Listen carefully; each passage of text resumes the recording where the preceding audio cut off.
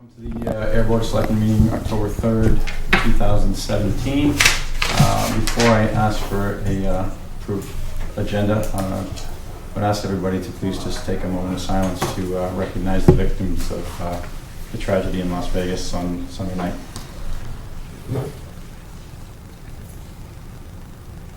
Thank you. Any amendments or anything to the agenda, Robert? No, Mr. Chairman. You guys got anything? No. Make a motion to approve the agenda. Second. All in favor? Aye. Would we all please stand for the pledge of allegiance? First. I pledge allegiance to the flag of the United States of America and to the republic for which it stands, one nation, under God, indivisible, with liberty and justice for all.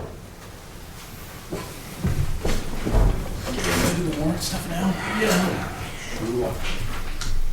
Okay. I signed for two warrants. One on number 18.5 on 9/17 accounts payable warrant, $2,059,166.72. And on 9/26 payroll warrant, 18-06, $295,837.12. All right. Is there anybody here for public input? All right, right along. The Nasoya odor continuing issue update.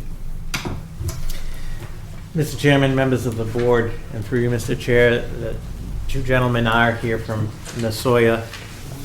Yeah.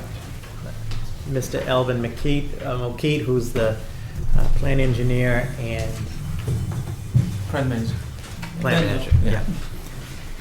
Behind you, Mr. Chairman, as I sent to the board this afternoon, is the recent update from Nasoya as of today regarding the continuation of their short-term plan, which was proposed by Nasoya to the town and the DEP back on August 29th. The plan is moving forward with respect to the installation of the third scrubber, and obviously these gentlemen can speak to that in more detail. Since the Board of Selectmen last met on September 19th, there have been some formal complaints made on odor issues that were at least verified by the Board of Health agent, as well as acknowledged by the plant. And again, these gentlemen could speak better to that, but there, unfortunately, there's still been some issues on that, which are of concern. Lastly, and she would have been here tonight, but she is out of the state. So on October 17th, here at the Board of Selectmen, Miss Mary Jude Pigsley, who's the Regional Director for the Department of Environmental Protection, will come before the Board of Selectmen to discuss DEP's role and answer any questions from the board. And she wanted to be here tonight, but couldn't because of an established conflict, and she didn't want to send any of her subordinates here. Lastly, at the request of Nasoya, the town has provided the mailing list of all of the abutters in the neighborhood, as discussed on August 29th, which I can't speak for Nasoya, but I believe they're amenable to. We've continued to stress the importance of direct communication from Nasoya to their abutters and neighbors. So that's where, from my office, it stands as of October 3rd. It smells again this evening. It's been getting worse as the day's gone on in the usual spots. Do you guys know what the hell you're doing with this? Because it is not, you're going backwards. And I mean, I am so over the top frustrated by getting emails and driving through it and having people from other towns who drive down Westford Road, and you bring up Ayer, say, what is that over there?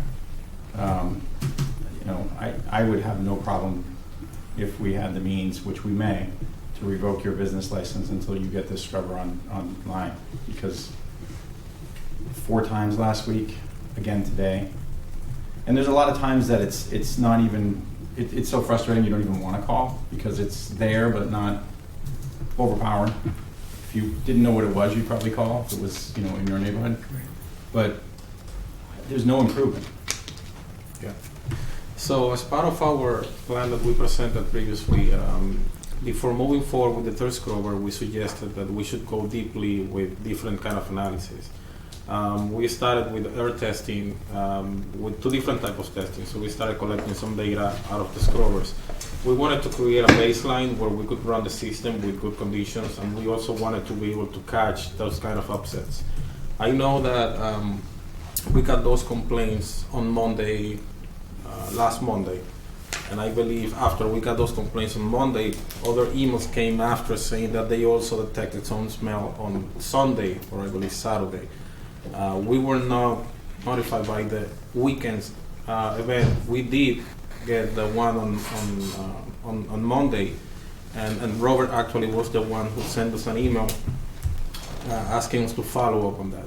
So what happened at the time, around 11 a.m., we saw when we got the first tanker to pull out the sludge, we could detect that smell in the parking lot. We said, well, this tanker, it stinks pretty bad. So, and a few hours later, when we got the second one, that's when we started getting phone calls, getting Bridget to send us the email, and we also got the email from Robert.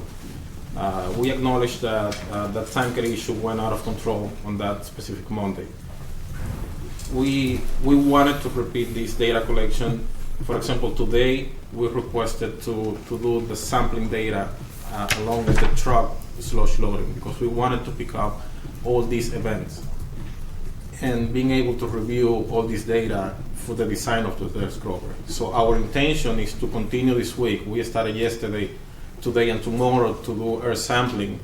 Today specifically, we asked the sampling to be correlated with the truck. So we got the trucks loading sludge, so we collected the sample at the scrubbers at the same time, making sure we see what's going on when the air goes through the scrubbers.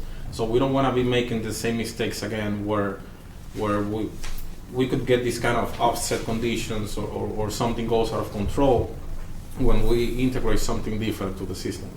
Our goal is to have all this data by the end of next week.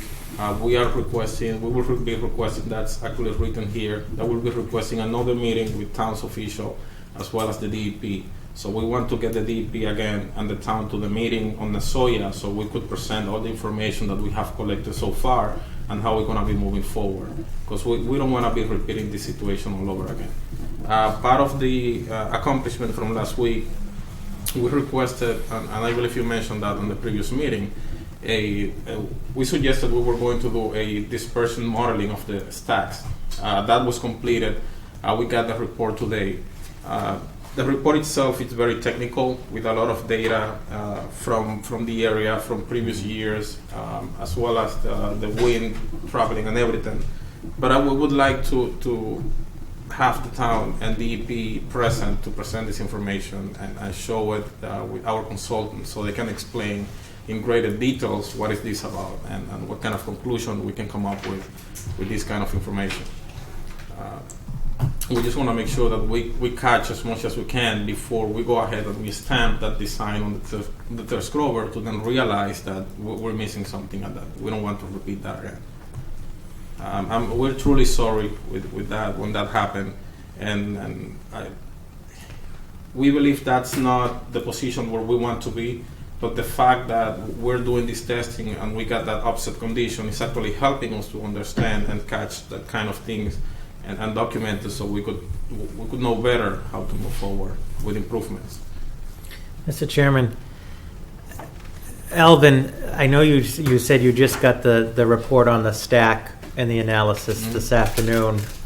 Have you any at least preliminary conclusions? Because I know that issue, as you know, at the August 29th meeting was of great interest and concern to the building commissioner and the local health agent with respect to maybe that being the source. Yes, absolutely. Or you're still looking at it? No, I'm still looking at it because to go through it, I could quickly show you. It has too much information on it. in regards of our location in the town and the neighborhood and the different elevations. I still have to go through, and I actually need a meeting with the consultants to really understand what it's been offered here. I cannot make a statement based on this stack modeling study. Okay. But I will present it to the officials once we get to that meeting. So over here, I'm suggesting that no later than Friday next week, we should probably get together again and put everything on the table and get the direction where we're going with these issues. And I wasn't aware of the smells today, so I'm really sorry about that. I know. Been pretty pronounced since I went through it too. Also, we are very truly sorry about the issues, but because of, historically we already made some investment to upgrade our system, but however, every time we invested and we got the new issues. So our frustration is that really, try to know what the real source of this thing are, although we have that for now. So that's why we had initial design for the third scrubber, but in addition to that, we want to really make sure we really eliminate all sorts of the issues. So that's why we are trying to engage the additional consultant from outside who is the expert on wastewater and air pollution control. Now, in addition to what the consultant we're already working on, we're going to review our current design proposal with the outside, additional 2 more different outside consultants to make sure, we have right approach to get rid of these issues. Yeah. So we are in process to really get to the point, but unfortunately, it's still happening. We're really sorry about that. We've been in process though for like 3 years now. Yeah. And, now another summer's gone by where you don't know whether you can have a birthday party or grill on the grill or have to hide in your house with the AC on. And that's the part that is the most frustrating. Because any other business, and these gentlemen over here are builders, I mean, if they were contaminating people next to them, the first thing that would be done would be they'd be shut down until they fix the problem. You have been able to continue to run and profit from your product while you basically hold people hostage in their homes. And I know it's not you two gentlemen, and I appreciate you coming here and taking it, but taking the hit. But like I said, I don't know if we have any legal mechanism to shut them down or revoke their license. But I really at that point, I just don't understand. I don't see how else we can do it because and I understand there's a lot of science behind it, but this should have been done years ago. I mean, how does someone up on Mulberry Hill sell their house if you can't even drive through there with your windows open without your clothes on? So I know that previous years, even before my time, the company had many issues with some sort of compliance on the wastewater aspect, and I believe Mark is here; he can speak about that. And the company wasn't able to meet with BOD's load and the load that goes through the wastewater going out to the town. And when we invested in the new wastewater treatment system, the focus on that system was to fix that issue, fix the issue with the violations on the loading and all that. And that part was fixed. I mean, and Mark can see we monthly and weekly send reports to the town on the wastewater. That's been taken care of. But we're still fighting with the odor issues and the odor generation, as you know, it's better than me. And then we're still fighting to get this fixed. I mean, that system was installed 2.5, 3 years ago. Since day one, since we installed it, we started experiencing some upset conditions that take the system off track. And we had to keep improving and investing and getting things to fix. This time, we engaged again with a contractor who built the system. We told them, hey, something's not working out. We need a bigger scrubber. We need to keep scrubbing. But at the same time, we decided to also engage in this analysis. We wanted to understand a little bit better what was happening. Because we believe it's important. That's when we got the recommendation from DP to get the air consultant company, which is where we got this from, along with the testing that is ongoing last week and this week. But on top of that, like Daniel said, we are engaging with other consultants to reevaluate the design of the scrubber and make sure that will be capable of handling what's been happening the last couple of weeks. and we want to present to them, this is the data, this is what we collected so far in these events, this situation. Do you think this is the right approach to fix this issue? And that's where we're gonna get to it on this upcoming meeting. So that's our intention. Again, we don't want to be repeating this situation all over again. I mean, it's not. I know it's not good for you that have to be taking those complaints for the neighborhood. Well, I And don't even care about our- the complaints, that's and part of even the our- job, it's just, I feel horrible for these people Yeah. that can't walk their dogs, or, my daughter called me from the school bus in Mulberry Circle the other day, with one of those cooler days, and asked me what it could possibly be from the school bus. I was at work. I said, well, I know exactly what it was. She said it was horrific. When I got home, it was awful. And I'm at a loss here. You can study this. What happens if this doesn't work? The one constant is you'll still be generating income for your company while these people can't go outside. So But that's the kind of question that we would like to avoid. So when you say what happens if it doesn't work, we don't want to get to that point. So that's why we're taking all these readings and measurements, and it's not only about installing new equipment at this point. It's about to install the right equipment and have the processing control. And you're right, we probably should have done this many years ago, but we're committed just to understand this better and to have the right people involved to this.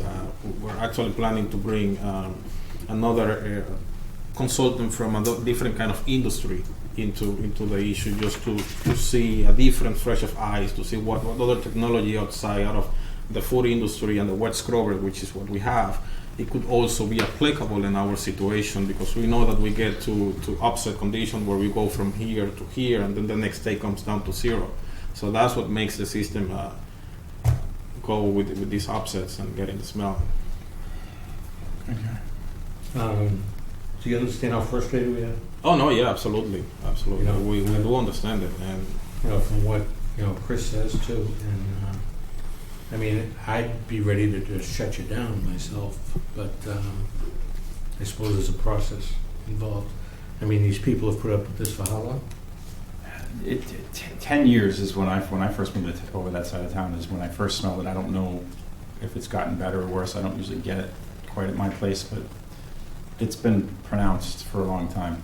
What does the DEP say anything after the last meeting you guys had? Or was it? So we met on August 29th, as the board is aware.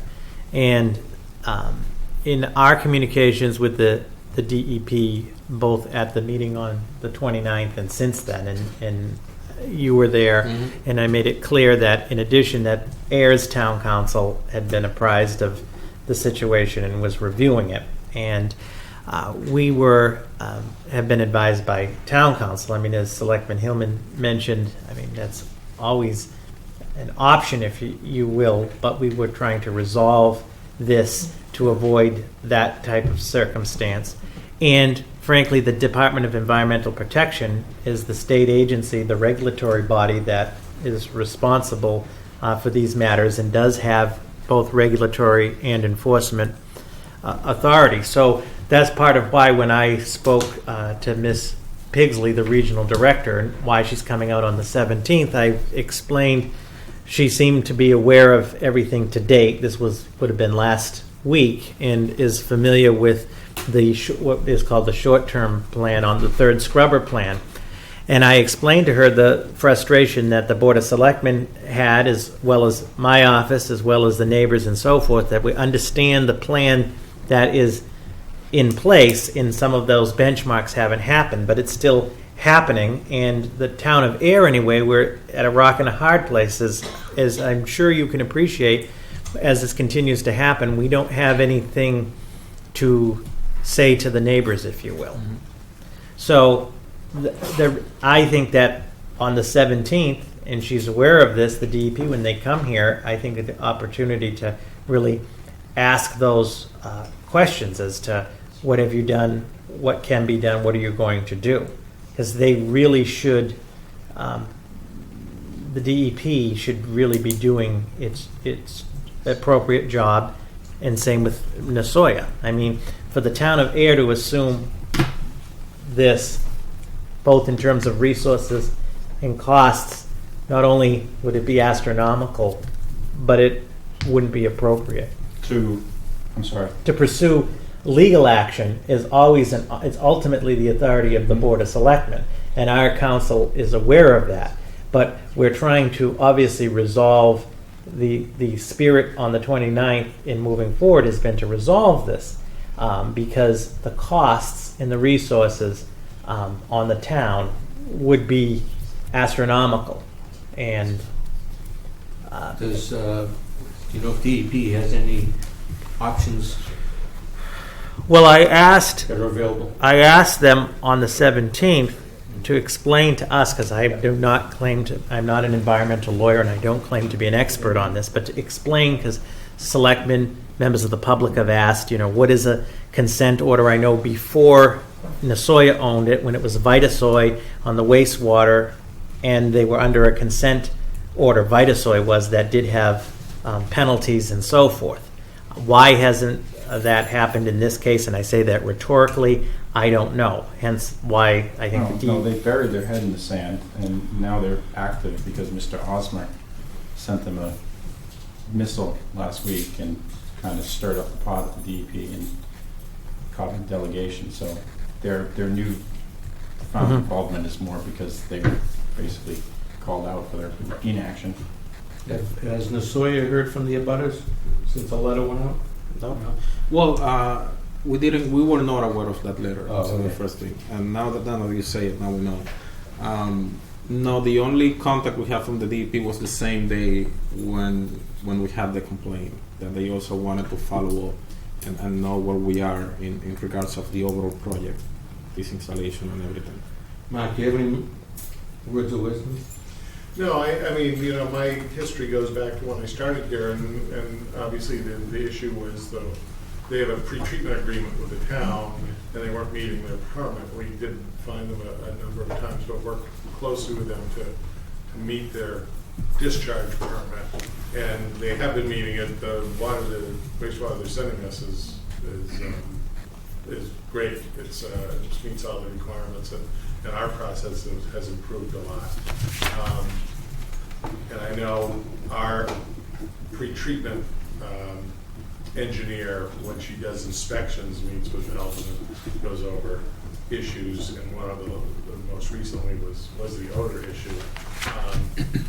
Being an engineer, I agree with the approach they're taking is, let's try to make sure we design this to meet what the problem is, because obviously something's changed, because when they first put the system online, they didn't have a lot of odor problems. They did before they put their new treatment system online, and then I would say for probably a year and a half to 2 years, it was working pretty well. So there's been some kind of change. I know they changed their... Well, you added some equipment too, didn't you? Well, they added a line. production line and swapped out. So there was a period of time when they were running 2 lines, and that was a little bit overloading their system, not our system. But Yes. but I think I agree with their approach. I'm not sure, you know, if the schedule is fast enough, but I haven't seen any of the engineering. I know having the air modeling expert, control experts is a step in the right direction. I personally met with Paula Boyd. Yeah, right. She went to see us at this a couple of days ago. So she just showed up and she went to do we call it inspection. So I walked her through the entire facility. She actually wanted to see a production floor and everything, so I showed her the production floor. We went outside to the treatment facility. We went in and out the entire process. And then at the time, everything was running pretty well. She was actually surprised because I believe she was expecting to find a problem, and that wasn't the case. I don't know what comments she gave to you, but we went through. Pretty much that, you know, she found everything was in order, and that she talked to you about what the plan was. Yeah, that happened. I'm sorry. Today is Tuesday. Sorry, that happened on Friday. Friday. I'm sorry. One of Selectman Hillman lives in the neighborhood, so he's noticing it all the time. The times I'm there, I don't notice it. My water guys will occasionally say, they smell something, but we don't really track it that much. So I'm not really sure how often the problem occurs and if there's something specific that creates it. So to clarify, first of all, it is appreciated that you guys always show up, okay? That we appreciate, because at least the conversation's happening out in the open. But to clarify, did you just say that you really have not seen the DEP in the last couple weeks?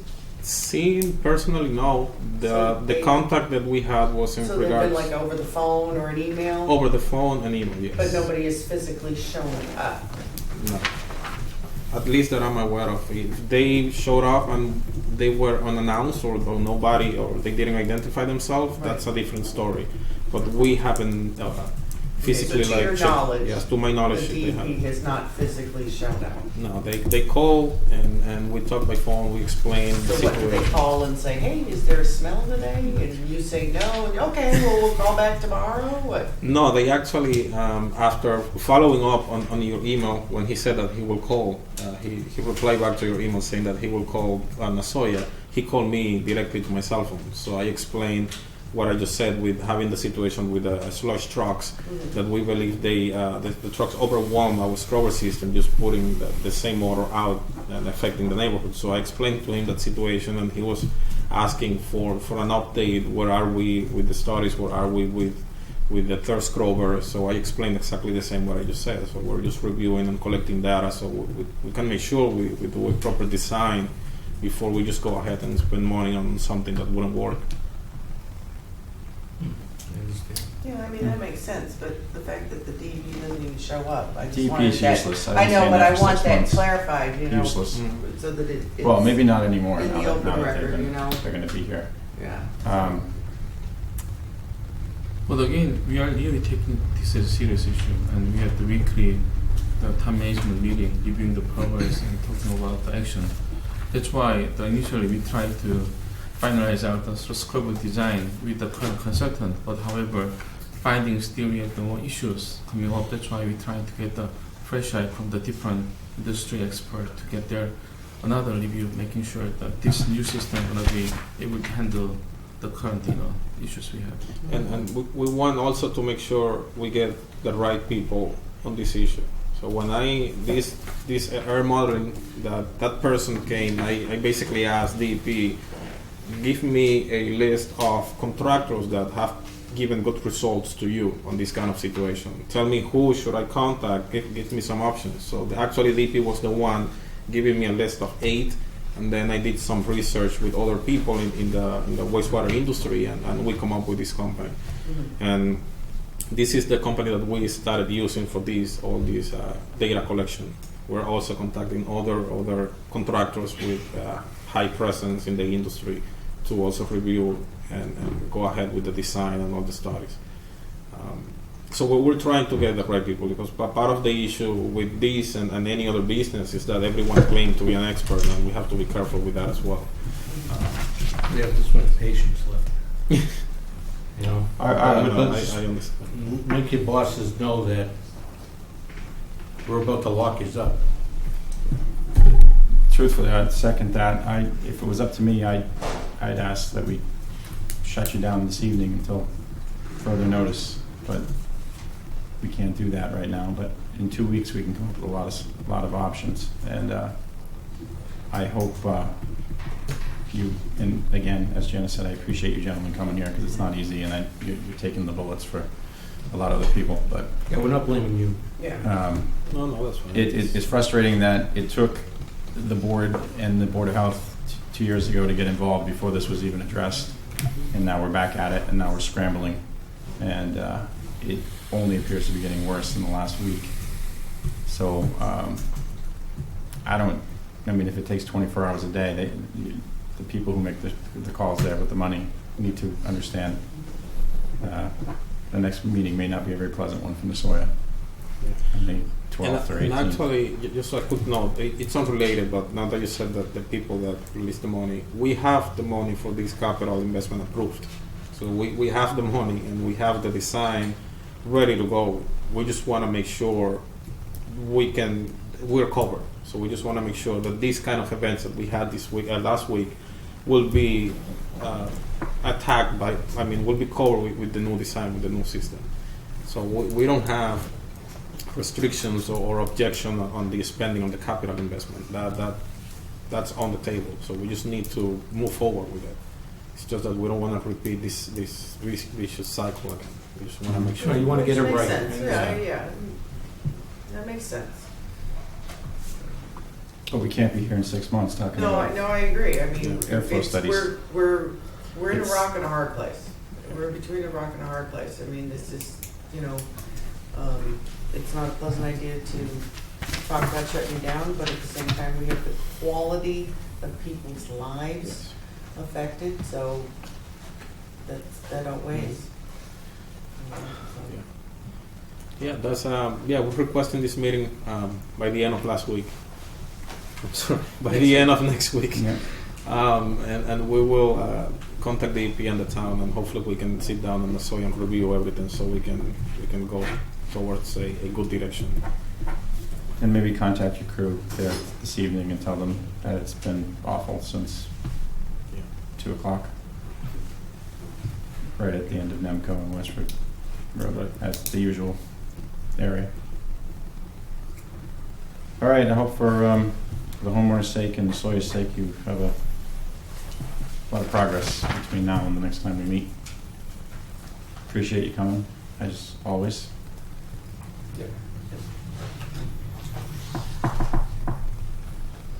Thank you. Thank you. Thank you. Superintendent Wetzel? Getting bad on the other side of town. It's I'd like to You guys want to come up, or no?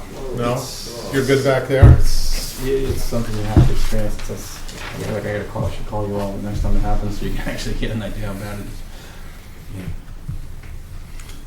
Thank you. I have a few agenda items, and I apologize. I'm not sure whether I put this memo in your packet, because I know I did last time, and then we yanked it out. The August Um, 30th. It's in. Did I put it back in? The Okay. August 30th. Yeah. Yeah, it's I in. wasn't sure if I did or not. Yeah. As you know, the board voted about a year and a half ago to raise the sewer connection fee. We were charging $1,500, and we raised it up to $4,800. We did have a 1 year for rate of $2,000 for homeowners that weren't connected to the sewer but had sewer on their in front of their property. Crabtree Development, who's the developer for Pingree Hill, came in to apply for their water and sewer permits for their latest phase. They've been working on the site work for about a year, and are ready to start building houses, and they were surprised to hear that the rate had gone up, and asked if the board would consider reduced sewer fee because of the large increase and the added expenses that they've run across for developing this last phase of the work. Just to give you a little background, in their in the original approval, because they did build a 1 million gallon water storage tank, the board had voted to have a phased-in water rate increase.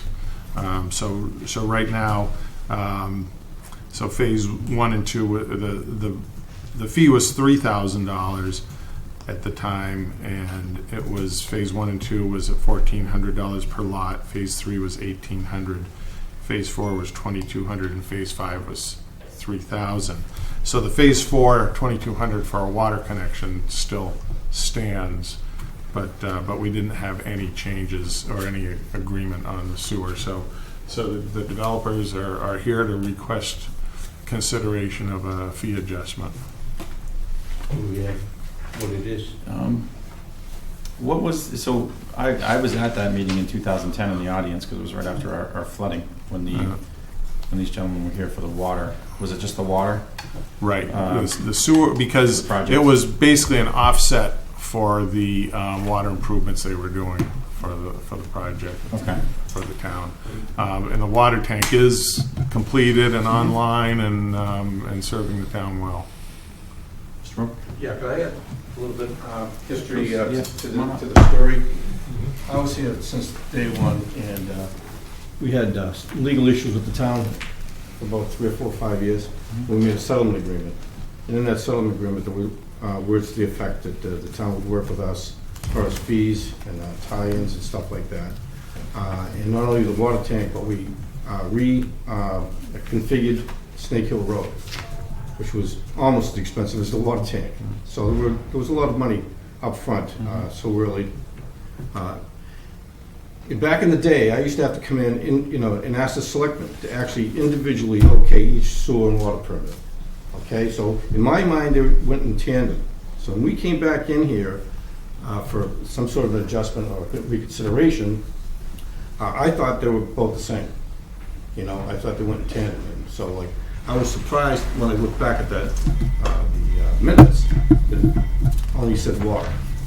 So that's about all I can really add to the Yeah, no, story. I remember But being it goes here back a and long ways, and heated discussion at the time. and it seems like it's like a 400% increase. So if we had a little bit more, forewarning, we could have made a deal and paid something up front or whatever. But it just kind of looked sort of like a bang on the head. That's all. Still cheaper than a septic system, though. Oh yeah. Don't get me going.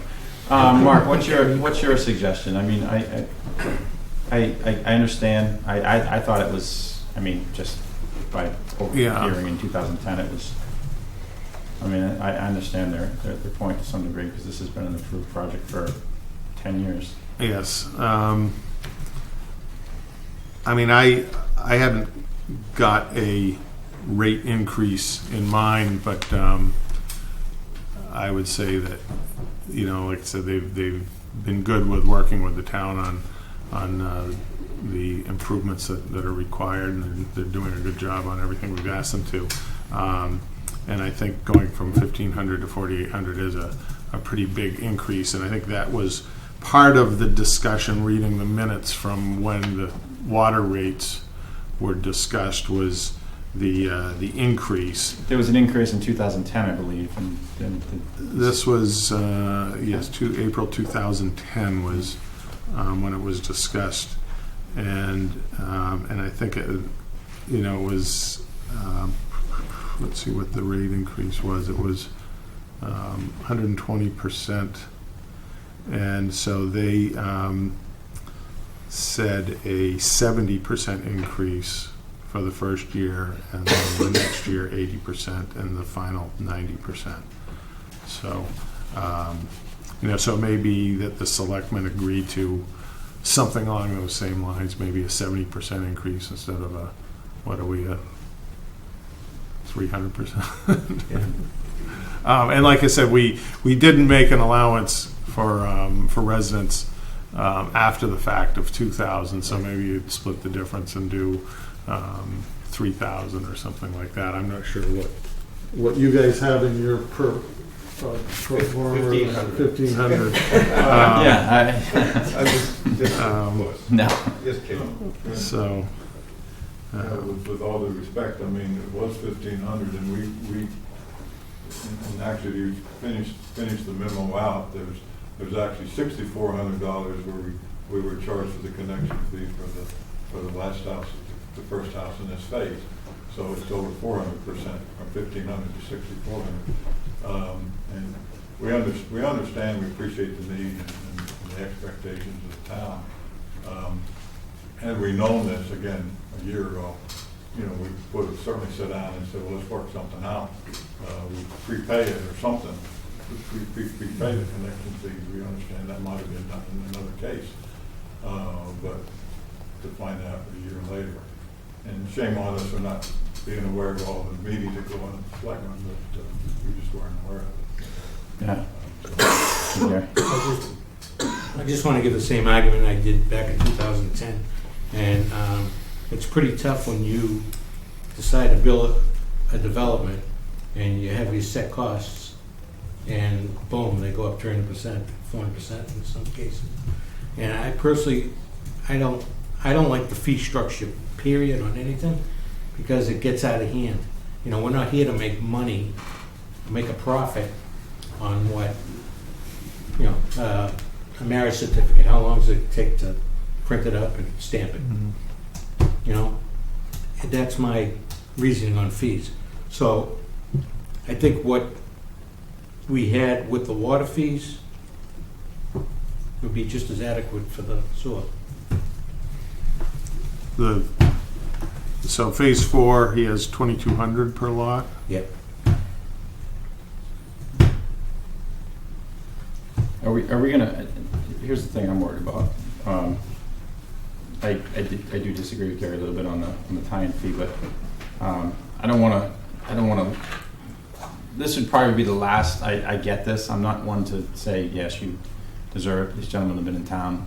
I also believe that one of the gentlemen helped us out with the Willow Road intersection, and when we were working with that, correct me if I'm wrong, but they were helpful with that when we did the lights. So this has been going on. This isn't someone that blew into town a year ago. No, I donated the land for that. Yeah, no, yeah, I didn't want to just throw your name out there. So I was, but and we appreciate that, and I know you've done other You things. look what they've done for the town, and you look what have the Willows done for the town. No, I'm. That's why I'm saying this would be the last one I would actually consider. So I just don't want it to be a loss for the town, or time, material, whatever. So I'd leave it up to you to what is it, 32 houses? I mean, 36. 36. I think when I originally was calculating the sewer connection fee, looking at basically the cost of treatment of a gallon of sewer, I think at that point, just the treatment cost, not including sewer transmission and pumping and everything, was about $2,800. So that's kind of our break-even cost to treat a three-family house. And obviously they're putting in all their own infrastructure and pumping equipment at this stage, and so it's not really affecting our pumping capacity. So are you recommending 2,800?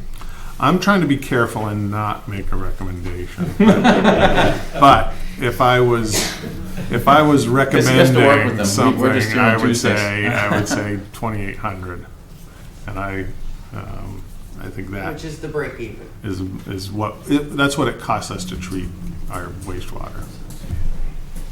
Why would the board consider that we prepay had we known if we just prepay at the 1,500 for the 36 lots all in one chunk, and just gives you the cash at one time? Because that's what we would have done.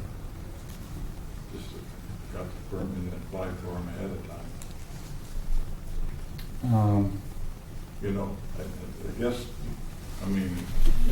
Mr. Lucas' point is that the delays have been because of certainly nothing that you've done, but between the EPA and the Corps of Engineers and some of the redesign and the extra cost and roof drains and things. I mean, literally the lot costs have gone up, and nobody's feeling too sorry for us, we understand, but we haven't gotten a check yet and paid to us, but the lot costs have gone up over $25,000 a lot, not counting the engineering. So, and one comment could say, we'll pass it on to the homeowner, but you can only do that so much. You have to be careful to make that comment, because you have to try to provide an affordable place for people to live. Certainly we want to get as much as we can, because it's all tax dollars coming to the town, and that's all a good thing for everyone. That's a win-win for everybody. But anyway, we could find a way to prepay it, and that's what we would have done had we known, but please ignorance there that we didn't know. We didn't. is that any benefit though? I mean, I'm open to anything. Is there any benefit to prepaying? Well, I get the money now instead of It's trickled roll at a out. time.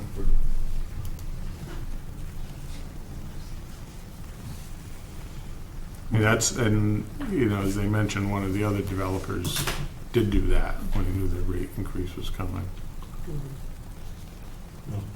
So even though he hasn't built a house, he has paid for all of his sewer connections. Oh, okay. I know who, I think. I just don't want to lose money for the, I mean, and I want to help these gentlemen out because there's more to it than just a developer saying that he wants a discounted fee, so. No, I understand that, 100%. Mark, that was before the increase? Yes, That it was prepaid? yes. Hmm. We also have had a number of people that took us up on the $2,000 that are just now going and putting in their, they paid before, because that was 1 year ending July 1st. So they paid back in June and are now just putting in there. Do you remember that That's meeting? really not fair, though. I mean, that they take that increase where one up on Pleasant Street gets to pay ahead of time. Would- Like tax or whatever it is. Yeah, I mean, yeah. Would 2,000 prepaid cover our costs? That's what I was gonna recommend. I don't mind, I have no yeah, problem breaking no, even on no, this. that's- I yeah. It's a just- small I- and I- increase, but it's not Yeah. a drastic increase, Mhm. but it's still reduced. Can they get reimbursed for the extra charge? Did they have a higher charge for the first house? I don't think you bought that. Yeah, we did, we paid $6,400 for it. We were not able to get our permit until we broke the check. I mean, we could do that. If you say, With the if the last board phase. votes 2,000 for the final phase, then we can adjust that permit. I have no issues with that. We'll go with the 2,000. All right. You guys That's fair. make a motion? Yeah, no, I'm sorry, gentlemen, we just, like I said, we understand No, what we you put in up understand. there. I think that development's one of the best things that's happened to Ayer, and I appreciate you sticking through with it, so, and all the other little things that people don't know that you've helped us out with, so, It's a lot of tax money that yeah, absolutely. It's you probably- brought in, you know? What did the first house go for? 349.9. Make a Make a motion? motion to reduce the sewer charge for Phase 4, Crabtree Development, to $2,000 per unit, and reimburse for the first unit. For the remaining number of, I just want to put the houses, how many? 36 houses. 36 houses. Seconded. All in favor? Aye. Aye. That's right, 36, right? Phase 4. And I would like to mention, as I said, the water tank was constructed and built, and that's probably, and Duke can correct me if I'm wrong, it's about $1.5 million is what those tanks cost. A little more than we budgeted, but yeah. it is what it is. But, and it's really helped us out this No, summer. absolutely, it really, like I said. Having that it's- second tank, we sleep a lot better at night. Mhm. Absolutely. No, it's really a beautiful development, like I said, I say that all the time, I'm sure you've heard me say it before, but I didn't know the transmission lines in it. Yeah, it's all Oh, I connected. didn't know that. Yeah. Where have I been? We ask that all the time. Well, gentlemen, I hope you strike while the iron's hot and everything, the economy's good, and get those up and sold. And Yeah, compared to when we start. Yeah, exactly. February, whole gate. yeah, just about the worst time Just so you possible. know, we haven't closed on the house since January. so Carly, we they need to be called the closed. vote. Need some money. Well, air's a hot market right now, so hopefully you can take advantage of it. All right, thank you. Thank you very much. Yeah, good to see you. Good to see you, Rick. Appreciate it. Thank you. Have a good night. Thank you, gentlemen and ladies. Thanks. Thank you. Have a good one. Good night. So the next agenda item, so as you probably know, because I think you signed the contract a few meetings ago, the Sandy Pond Road, Wright Road water main contract, we have about $255,000 remaining in the Borough article on that, and the contract was bid at $157,000. So one of the things that we've been looking at doing and trying to figure out the best time to do it, we don't have any gate valves on Sandy Pond Road from Easy Street to Westford Road. So if we have a break in that, we basically shut off a lot of the system and it's pretty difficult to repair it. With this new water main, and if we put some additional line valves in, we can backfeed through Wright Road, or we can bypass wherever the leak is, and then we also have some hydrants we need to repair along there. So we asked the contractor for this project to give us a price to put in what we call insertion valves, and that means they can put the valves in without shutting the water off. So they're a little more expensive and a little more complicated, but so they gave us a price on it. I looked it over. It's a reasonable price to put in 3 valves. So we asked them to prepare a change order. So the change order to do 3 insertion valves on Sandy Pond Road would be $43,190.64, and it really gives us a lot more flexibility on operating the system in that part of town. Is there a lot of demolition? Is there a lot of digging involved? They basically just dig a pit over the water main, and then they have this special machine that drills down into the pipe and sticks the valve in. It's a little more complicated than that, but we've done some around the system.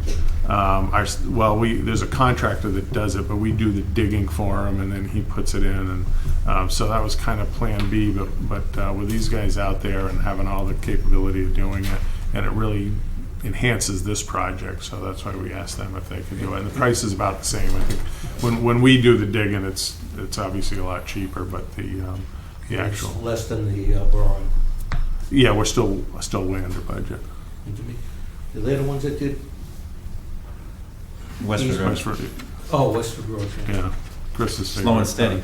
No, but they also did for us. They do East Main Street. No, that No, was that was Cedrone. This is Jay D'Amico and Sons, and they do very good work. They're just a little slow, and maybe they're slow because they're careful. So that's all I could tell when I watched them. I was like, wow, these guys, they do stuff different than other contractors, but it takes them a lot longer. Okay. Make a motion to create change order 1 for the Wright Road cross-country water main in the amount of $43,190.64. The contract that is incorporated. All in favor? Aye. Aye. And that's for signature by the chair. Mr. Riley. What's that? Oh, I'm sorry, Chris. Mark, do you have any idea when the project's starting as a resident? They're starting next week. Okay. So I'm not sure what the schedule is. I should know that, but I missed the pre-construction meeting, so I'm not sure what the schedule is. But they are starting next week. So probably a couple of months we should be set and have some Definitely better water. before winter. Definitely. You can buy white shirts again soon. A lot of water softener, it's helping, but they've been fantastic. Mark's crew's been out Yeah. a few times and has helped us out with a few problems, but we've known it. And, We're trying to change the loop, get the loops together. Yep. We've been trying to anyway. And this would have been done, I know National Heritage, I think, held us up for a bit. I mean, this was teed off to We go a while submitted ago. our environmental permits in January, and we didn't get approval until late August. Well, thank you For very those much. turtles. Yeah. I just have a question. In that loop project, is any of that going to be replacing any of the existing line on Wright Road? The main. Not in this phase. That's That's just a future. question. Thank you. But the rust that's in there will move at least. Yeah. Jason, Get the rust going. Thank you. Kim, how's the schoolhouse? The schoolhouse? Coming along? It is, yep. We're doing well. We're getting ready for sort of our next phase. Oh, good, Yeah, we just had a big study done. good. Now we just need the money. Just need money. Oh, is Yeah, that all? Now we're gonna be looking for the money, yeah. Sorry. Just stick. Thank you. Thank you. All right, take it easy. So the last article I have is related to the town meeting warrant. As you know, we approved funding at town meeting for constructing a new DPW operations building. This is one of the phases of our DPW facilities upgrade plan, and So there's an architectural picture of what it will look like, or what it looks like as bid. Let's put it that way. We may have some changes for cost savings, but and if you I can. So the engineer's estimate when we first started looking at this project for traditional construction was about $1.7 million. We looked at an alternative plan using modular construction, and I don't know whether, as you drive out of town on Littleton Road and go past the Triumph Modular, Yeah. their office is very similar to what we're building, and it's built in modules, and they put them together, and they put the carpet down, and you can't even tell that it's a number of modules. And the cost was estimated to be $900,000, so it was a significant savings. So there's a modular construction general law that we bid this project under, and that's important because of some specific requirements. But basically, you don't do 100% design of the project.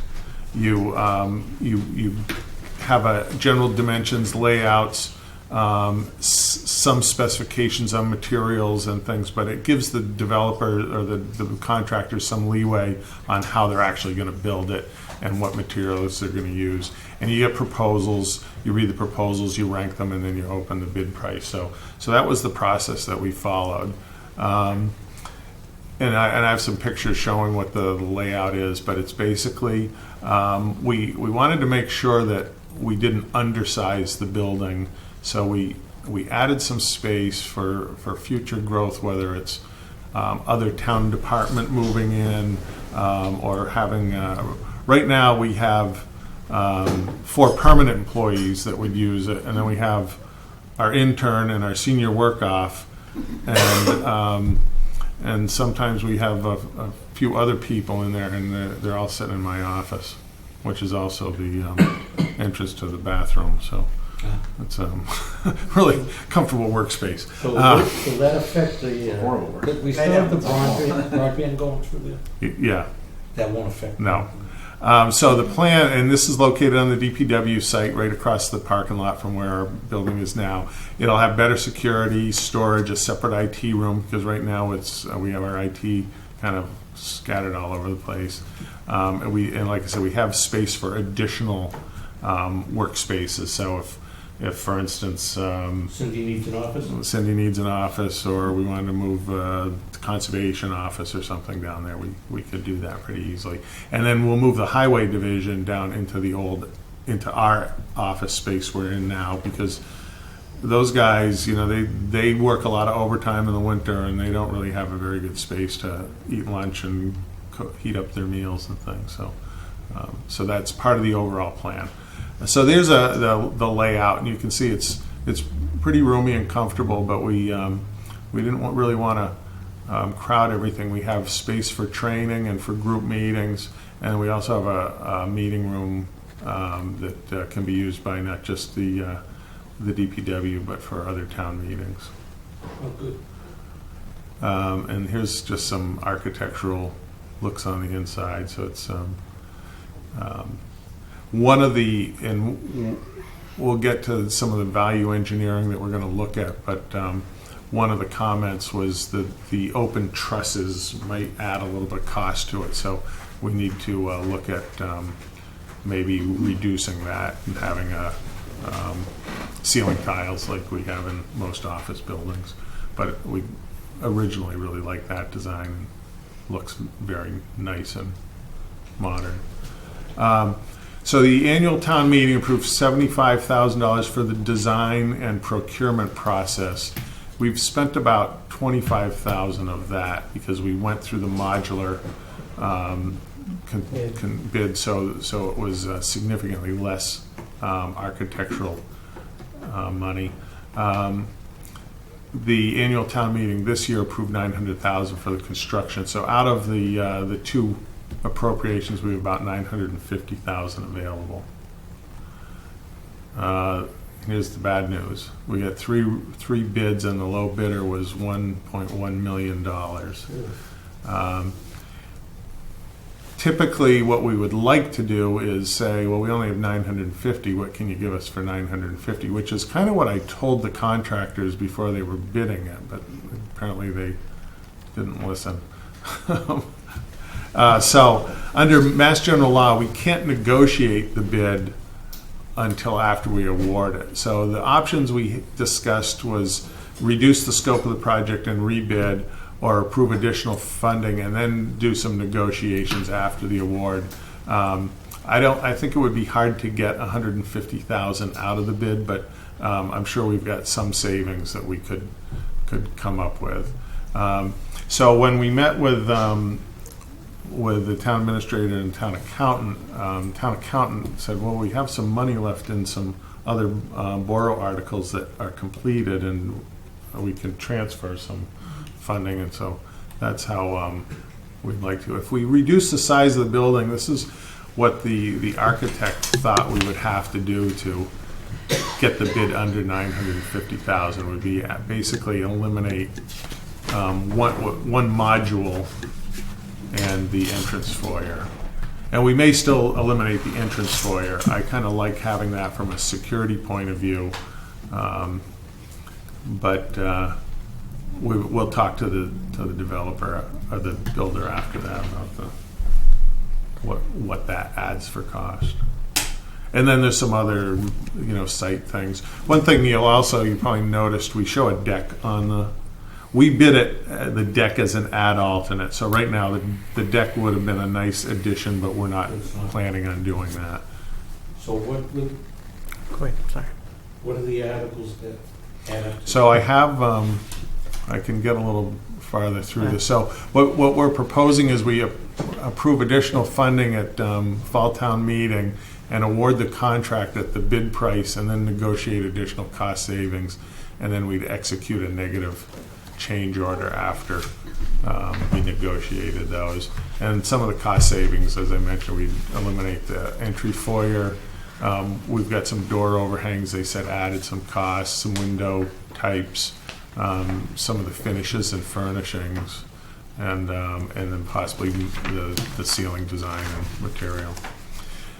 So so we have two articles. Article 11, which transfers unexpended money from West Main Street Pump Station, $126,570. And then Article 12 is $35,035 from the Stony Brook Pump Station project, and $24,822 from Victor Drive culvert replacement. So for a total transfer of $186,427. Did I get that?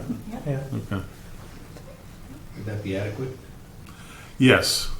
I would guess that we probably wouldn't even, so we need about $150,000 more, but I think this gives us a little comfort factor. But as I said, we would look to negotiate down, but we also have some stuff that we were planning on doing separate, some site work with sidewalks and things, so we'd have to see where we are with money on that. Additionally, members of the board, in talking with Mark, would also be some furnishings for this new facility as well. The situation we're in, as the article reads, is for some new furniture and equipment, not completely, but that's factored into it. And I want to thank Lisa for putting this forward. We understand the importance, obviously, of the capital process and the budget. But as Mark mentioned, we didn't write the modular procurement law, because if Lisa and I did, it would probably be different. But the fact that you cannot, as Mark mentioned, it's a key point, because it was bid under that statute of the Inspector General, we have to award the contract. It seems like the little backwards. We have to award the contract before we can negotiate those changes. And that's this new with the modular. So again, as the superintendent stressed, that's what we're asking town meeting to consider with Article 11 and 12. Obviously, as he mentioned, once a contract is awarded, we would negotiate through the value engineering down, and would probably, as he mentioned, have a change order for the board's consideration, hopefully in the negative. We do understand that we're coming right up on town meeting, but in order, as Mark mentioned, his department to design it, put it out to bid through the module, unfortunately, we just got this news, but we believe that this is a appropriate solution for town meeting to consider to move this important project We forward. do not want to push it to spring. Right. We're doing work for modular companies. You won't see them for another year. And Summertime. one of the other points is that the low bidder is Triumph Modular, which is a local company. So the other two companies were both out of state. They do have local offices, but I think we've worked with Triumph on putting the project together, and we know the people there, and we know what they do, and so that's a plus for the town, I think, having a local guy building it. Can I ask a procedural question? I do work for them as a subcontractor. At what point am I recusing myself from this to be? I know we're not awarding them the contract, but at some point I would think that we should look into it. Mr. Chairman, as you know, if you have a direct financial interest, which obviously for the purposes of tonight, you don't. I mean, Correct. as you Yeah. know, a member of an elected body can recuse themselves at any time. Mm-hmm. But if you were to, being in the HVAC business, do work specifically on this project, you would need to file the appropriate disclosures. No, I understand that, but Yeah. I'm just saying with voting and stuff, I know people in this town like to make big deals out of nothing, so I want to make sure I'm, No, you do, under the statute, you do not have a direct financial and because we have interest. not awarded the bid yet. Once that has been, Right. I will step, just so you're aware of. Accuse myself. And one of the things we're going to be cutting out is any HVAC. We're just going to. Then I won't have to recuse myself. We're going to have a wood stove, and so we cut down all the trees, so we have plenty of So I wood. wouldn't be too comfortable.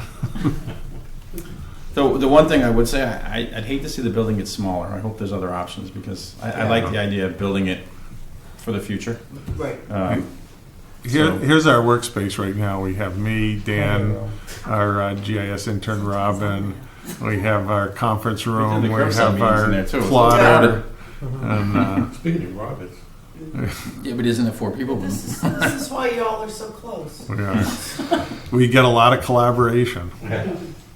even if you don't want to do it. And the upstairs of that place is just not adequate. But it's interesting though. Like I had a confidential personnel issue to deal with, and I have to ask Dan to leave his office to do it, or we go outside in the parking lot. Right. Yeah. Yeah. I understand. There's not really any other place. I'm all set. Yes, thank you. Just to go to the warrant, right? We just do that. Yeah, Mr. Chair, procedurally, you're going to do the warrant momentarily, so it would be asking for your consideration, putting Articles 11 and 12 forward to town meeting, and both require a simple majority of town meeting. Okay. Oh, my backup slides there. There we go. I know I have a couple questions. Don't worry, they're quick. Okay. Traffic sign update. Please tell me it's on its way back. I talked to the guy today, and he was just doing some programming on it. Basically, what they did was they rebuilt it. He said it's an old sign, so they basically put all their new stuff in it, and so we're getting basically a new sign for a third of the price.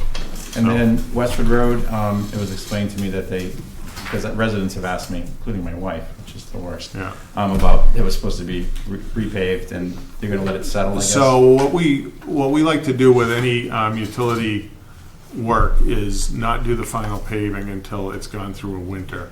The way the specification is written, and again, it's Groton's specification, but that they couldn't do final paving for 90 days after they put the pipe in.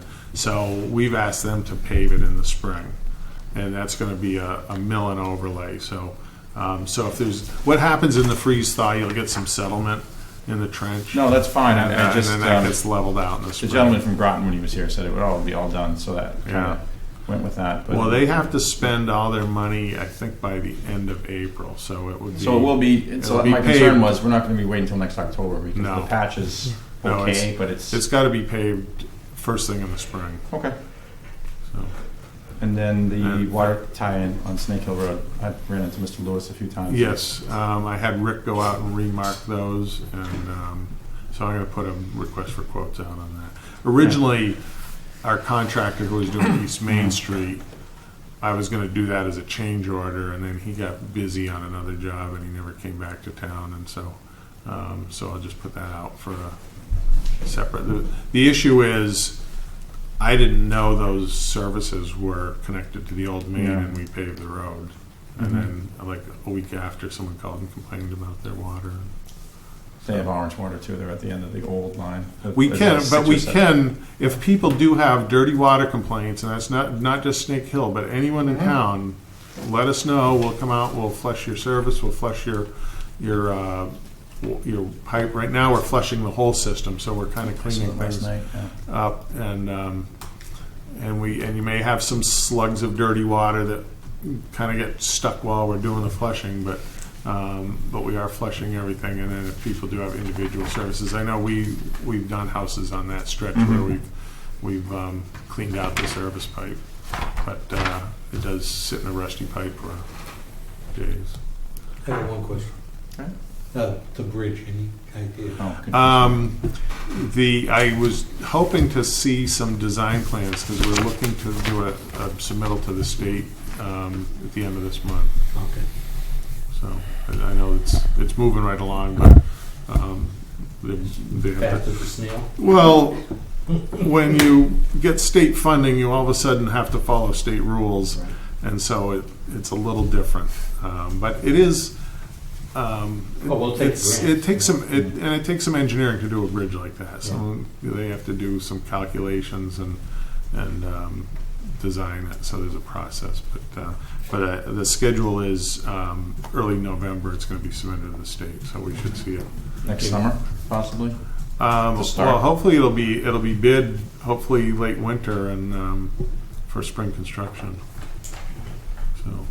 Probably we'd want to schedule that around the school buses and things too, because it is Sure. going to be alternating one way. Yeah, I know the chief's had And, some concerns too, about safety yeah. access and times. Well, we'll set that up so that any emergency vehicles, automatically the lights change and they go right through. But there are delays, as anybody who gets off of Route 2 up at Jackson Road knows. That's all done.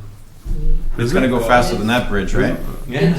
Just done. Just It's gonna, is it done, the 3 bridge? weeks ago. Yeah. Yeah. You and I could do it by hand There's faster two, than that. they haven't done that the one took- final paving, like on the approaches, but the actual bridge, it still There it needs is, another okay. coat.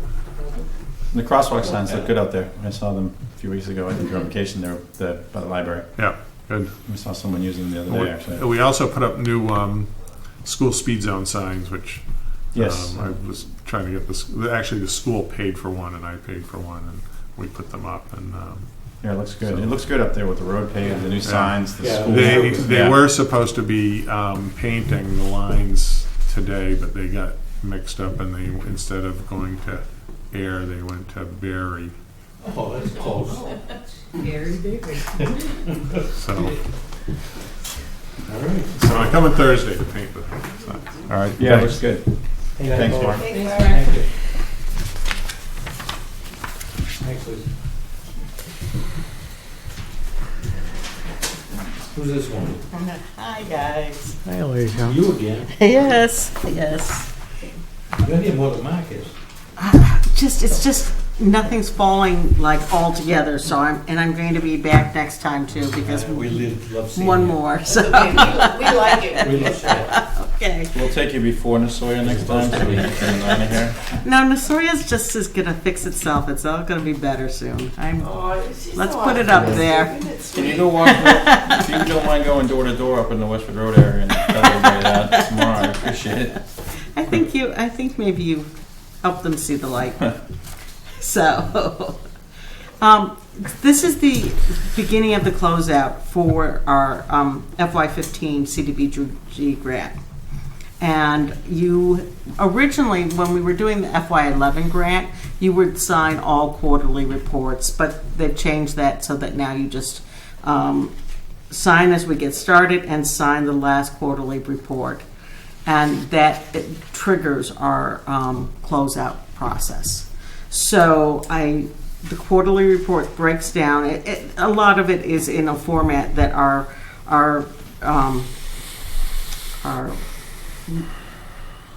go-between at CDBG likes it. So he just likes some of the statistics on there, how many houses we reviewed and that sort of thing.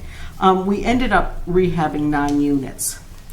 And we only had $100,000 to do units with this time.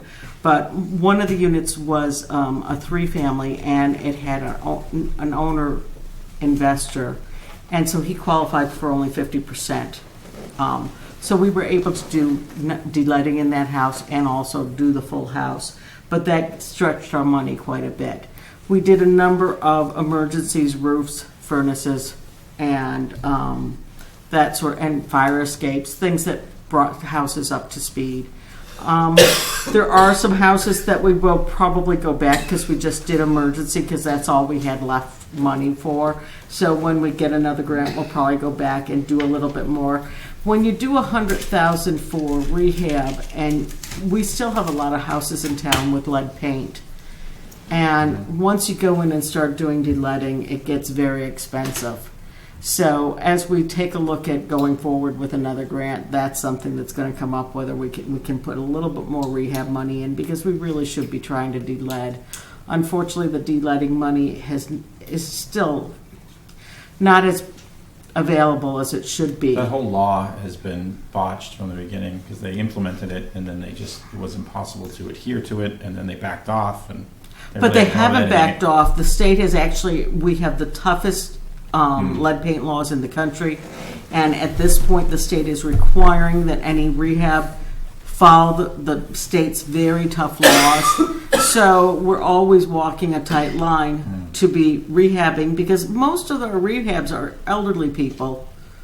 But sometimes we'll do multifamilies, and with the multifamilies we do get a restriction on the houses so that we do, have low to moderate income. It is for all low to moderate income, the program is. It's complicated, but I feel very good about the fact that we were able to do 9 units and make that kind of difference with $100,000 on that side of it. A lot of work. So, and the road on Pleasant Street looks wonderful. Great, yeah, it looks good. And I do want to say that working with Mark and Dan on that was remarkable. They were very, very good to work with.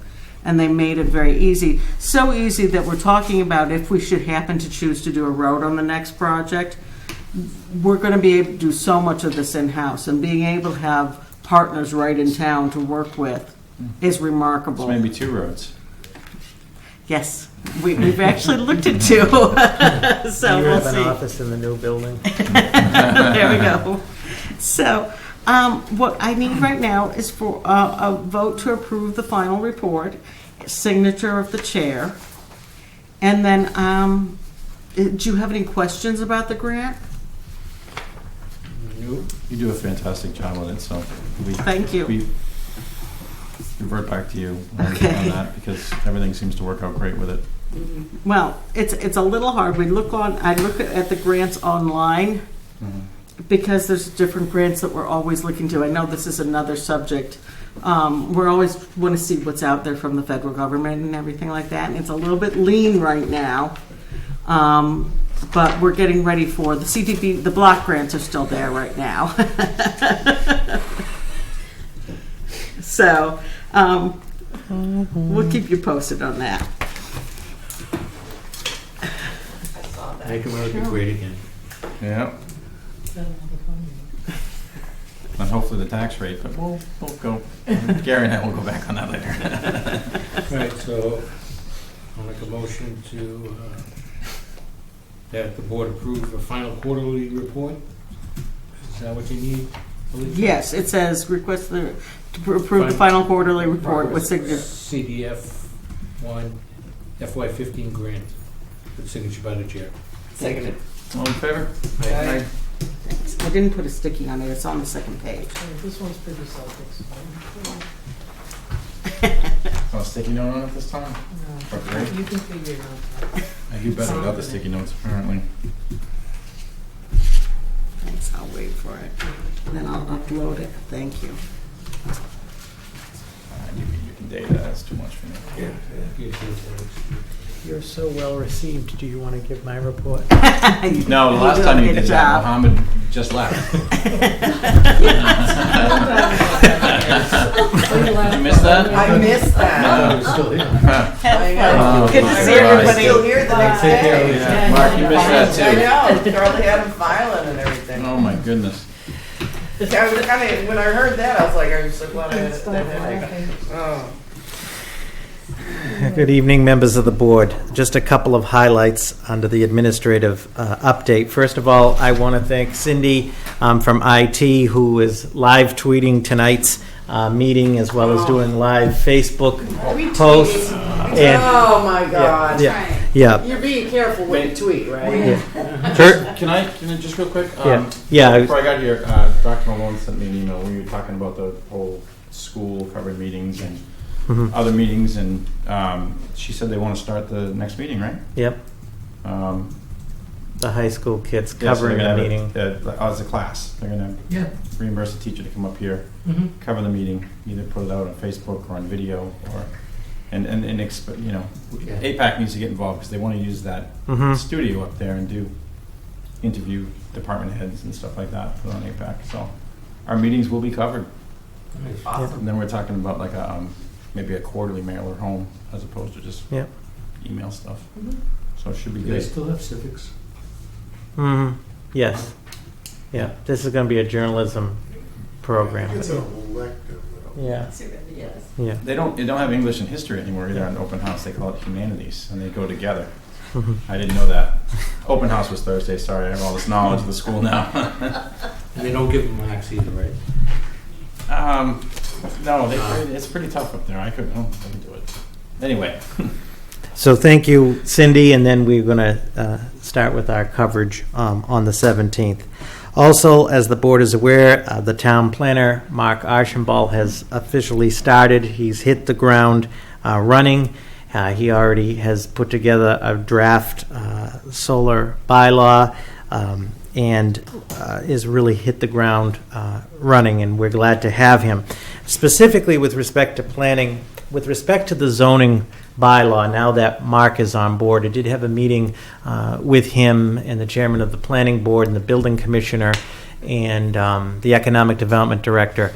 And I stressed we need to get the zoning bylaw update, and we need to get the zoning bylaw finally done. As the board is aware, it has held back the master plan from 10 years ago. A lot of those recommendations in this master plan exist.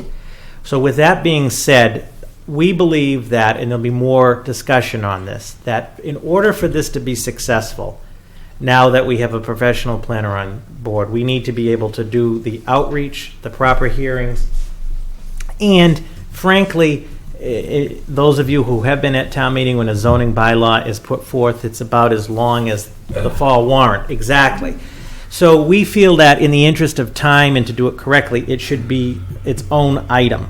So what we are toying with, and for your consideration, and there'll be more information shortly, is to have a special town meeting just for the zoning bylaw, the end of February, beginning of March time. And I know a lot is going on in the town, but it needs to be its own item. That's our opinion. We believe that time frame is doable. The planning board is having a public hearing on it, which is good. Mark has interfaced with Judy Barrett, who was the consultant on the update. And the building commissioner, Alan, and everybody else figured, in addition to doing the update, let's get these key things in there so we don't have to reinvent the wheel again. Finally, the reason we want to be successful, if it doesn't pass, or what happened last time, if people don't understand it and make a motion to table it, which happened last time. but that wasn't like the last item. On Yes, the it was the agenda, too. last Like article. 9:30 at night. And Yeah. it was- Then it tabled it, and everybody just. yeah. And we have to wait Yeah. 2 years. We have to wait 2 years to revisit it. So anyway, planning is hit the ground running. Joanne Christoph, the new conservation agent, has started. She's doing a transition this week with the individual we had from the consulting firm, and we look forward to working with her as well. And that would have its own warrant mailed, right? Yes, it would have its own warrant mailed. And we'll vote on it first. It might have to be a bulk mailer because it'll be about 108 pages. No, I'm just kidding. But yes, and the other thing that we talked about at length is we need a new map that goes with it, a good map with colors that clearly delineate it. If you look at the current zoning map, you can't have royal blue next to navy blue next to purple. So yes, our goal. PC help us with that? But yeah, We've already begun the process. yeah. So the takeaway for tonight and for the public is, yes, we're looking to get this completed, get it done right and successful in the end of February, early March, and we'll have more specifics. That'd be awesome, because, I Yeah. mean, Who's taking the we've lead on only this? talked about it for like Mark. 4 years since I've been around. What's that? The lead, Yeah. Mark Archam, the town planner, is Okay. along with Commissioner Schultz on some of the things, as well as the departments. So. Okay. That's the answer I was hoping for. Yep. Also, we're going to be looking at the subdivision regulations as well to update those, working with DPW. It's been another point long overdue. Hasn't the planning board been trying to do this for Yeah, see, For us. without the professional a few years? staff to Yeah. drive it, and in Mark's background, turnover there. Mark Archambault's background, Mm-hmm. we will be successful. I just want No, I to. was saying 4. Wow. Thirdly, as I mentioned last time, our longtime facilities director has retired. The application process closed on Friday. We have 21 applicants for the vacancy. The search committee, myself, chiefs, will be reviewing that, and we hope to conducting interviews and so forth, and hope to come before you shortly with a recommendation for consideration. I also just want to mention the Board of Assessors contacted my office, and if the board is willing at your regular meeting on November 21st to do the tax classification hearing, if there's no objection to that, we will prepare the public 2 days hearing. before No, Thanksgiving. yeah.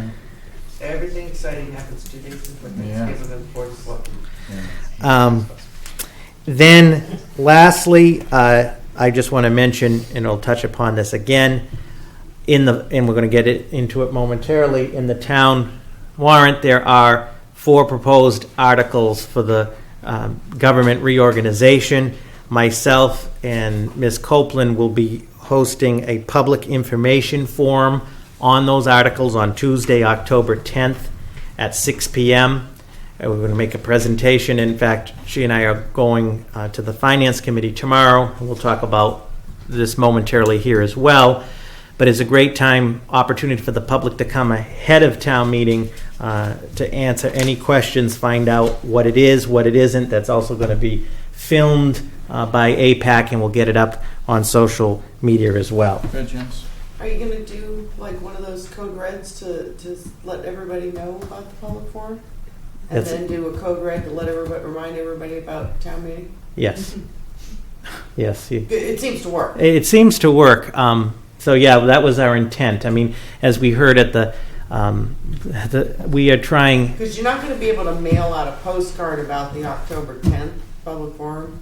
So, Right. You know, Yep. the code red Uh-oh. will Good point. take care of Yes. mailing. Yes. And this But make warrant. sure you mail the warrant. This warrant, subject to your approval, will go to the printer and the post office, the process this Friday, and will be mailed to all of the households. Could you make sure? So with that, that's just some highlights on the administrative update. In terms of appointments, in the interest of time, in your packet, on behalf of Chief Murray, who is here tonight, I respectfully recommend, on behalf of the chief, the appointment of Officer Stephen Bulger of the Dunstable Police Department as a special officer for the town of Ayer. So moved. Seconded. All in favor? Aye. Okay. Congratulations, chief. Thank you. So the next item is, and you have in front of you, is the review and approval of the special town meeting warrant. And if the board, I'm expecting, as I mentioned to the board, Attorney Goldberg, actually, any minute, to join me along with the town clerk on the reorganization Articles 1 through 4. If we respectfully could come back to those, or if you want to start at the beginning, whatever the board's pleasure She's is. only here for those, right? So why don't we? Yeah, and she's also here to answer questions on the marijuana issue as well. So maybe, and she should be here momentarily. She's coming from Groton. So why don't maybe the easy ones, if the board would start with Article 5 is the ho-hum articles. Article 5, the Ayer Cultural Council membership. This article is to set the membership of the Cultural Council to 9. They currently have 12, and they can't meet the quorum with 12. And we looked, and I want to thank the town clerk's office and Miss Antonellis. We did an exhaustive search to try to find the bylaw or the article or the action by town meeting that set the number, and it doesn't exist. So on the recommendation of town council, we're going to ask town meeting respectfully, and this is also How would you get anything done with the board of 12? cultural council, They were all there. to fix it at 9, and we currently have 9 members. So the other thing is, if town meeting is supportive, those folks can continue to serve. The quorum is 5, which is not an issue. Is 9 a typical, cultural Yeah. council, is that? Yeah, typically works? yeah. Some are Other communities? larger, but you run into quorum trouble. By statute, Yeah. either 5 members up to 22 members. Oh, so we get some. Yeah, yeah. So 9 is Who would the other. not want Yeah. 22 members? So in this, They can meet at the new DPW. so that's that article is simple majority, sort of a housekeeping. Article 6 and 7, which we talked about last time. Article 6 is the establishment of a conservation fund, specifically a fund that would be under the Conservation Commission for the purposes of acquiring lands for conservation, open space, and/or passive recreation. It's important to note that the Conservation Commission will have to develop internal policies with respect to this, but this allows the town to have a mechanism to address the acquisition of some of these lands potentially. So Article 6 creates the fund by town meeting. The treasurer is the custodian of the fund, is overseen by the Conservation Commission. So the fund is under conservation? By statute. We tried to do a committee, Yeah. and there was a CPC meeting last Friday here at 9, and I advised the whole committee of what the statute says. And since there's a conservation rep from CPC, and CPC and conservation are on the same page with this, they'd like to move forward. So can CPC put funds into Yes, this fund yes, with the town meeting approval? yes, which, is Article 7, Okay. yep. So 6 Oh. would create the fund. And then, as we discussed, and there is a change on this, Article 7 is a transfer article to transfer from the open space category of CPC, the Open Space Fund. It's now $500,000. They were here before you last time, was $100,000. They met last Friday. They're going to have a public hearing on this. It's approximately $1.5 million total in the CPC. And the CPC felt that in order to get this fund, if we're serious about it, to get the initial deposit, are willing to put forth $500,000. Now, they have to have, as you know, a public hearing is on this, which the date escapes me, but I'll get it to you. So that was the unanimous vote of the CPC to up it to $500,000 as the initial deposit, subject to town meeting approval. Do you give any reasoning for raising it up? They wanted to raise it up because they felt that recent land opportunities all easily exceeded $100,000, Okay. and they wanted to be successful. This will cover appraisals and stuff like that too? We've the budget, the FY18 budget, we put some money in for appraisals already. Okay. They could use this funding as well for appraisal purposes. That's not the intent, but Yeah, because they mentioned that. Yeah. that if push came to shove, I Mhm. guess they could use it. and the CPC, to Selectman Lucas' concern as well, the CPC, as you know, does a grant agreement for every project. So one of the criteria of the grant, CPC, is requiring the Conservation Fund to develop the local policies and guidelines within the statute guiding it. Article 8 is a financial article, which is as a result of the Modernization Act. It's to authorize, the town meeting to authorize the town to supplement prior borrowing votes to apply to the prior borrowing votes to permit the application of bond premium to pay project costs. We are going to work to have an explanatory note that explains this in layman's terms. This came from bond counsel. I don't know through the chair if Ms. Cabri wants to take a stab at it. I can read you something that our financial advisor wrote to us in an email. They're suggesting this, and that town council also has suggested, to give the town the flexibility to apply the premium, which is the price they pay in excess of the bond principal amount. Borrowers do, the people who buy the bonds, and that premium comes to the town. And we could use that money, it gives us the flexibility basically to use that money to pay down a project rather than borrow for it.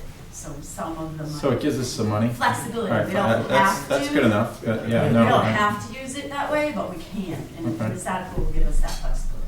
I see some questions on this one. Yes. And with that, sounds good. Cindy just crashed Twitter. Just You can't say that in 140 That's true. But anyway, we will make sure before we've been struggling with getting clarity on that. This is, what they passed has been pretty good.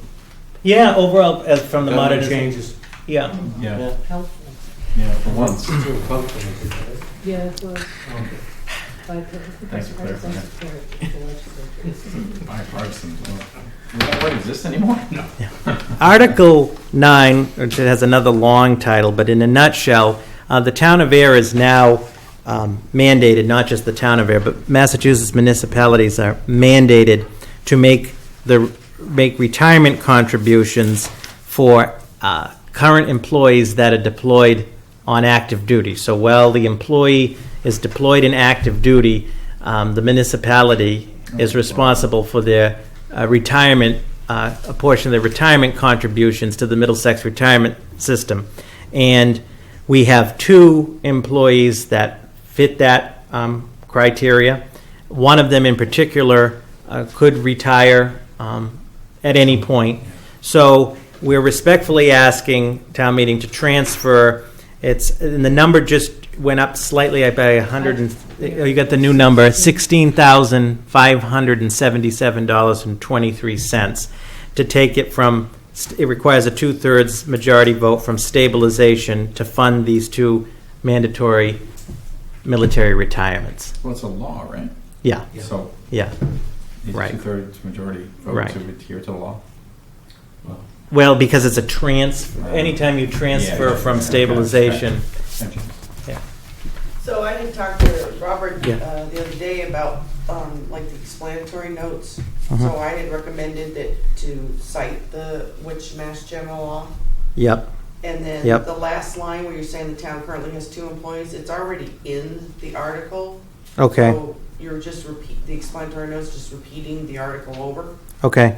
So I think if we're gonna have the explanatory notes, it's better to say, Mass General Law, Yep. chapter, section, Mm-hmm. and then get rid of that last line because it's redundant. Okay. Got it. Because we've found that Yeah. explanatory notes do sometimes help. Yep.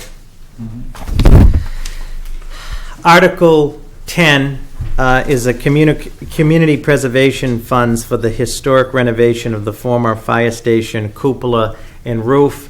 The developer of that project put forth an application to CPC for $30,000 for the historic preservation of the cupola and the Is roof. it closed yet? Does he own it? Yeah. It's official. No, I missed, no, they would have been balloons. No, it, not yet. It just went through zoning to get the variances to It- allow for the reduced unit size and housing on the first floor in Mhm. downtown business. So that was filed with the clerk on the 29th, so it's subject to a 20-day appeal period, and then we're working with town council just to iron out the other stuff in the purchase. So we and can do sales. this even if it hasn't closed by the? Yeah, because it's contingent upon it closing. If for some reason the closing, Oh, I'm sorry, I didn't if see the it. closing falls Got through, it. it wouldn't go through. Also, the CPC will be having a public hearing on this one as well prior to town meeting as they're required. We talked about tonight, Article 11 and Article 12 are the two transfer articles for the DPW Operations Center, as we discussed. I don't know if there are any further questions on that.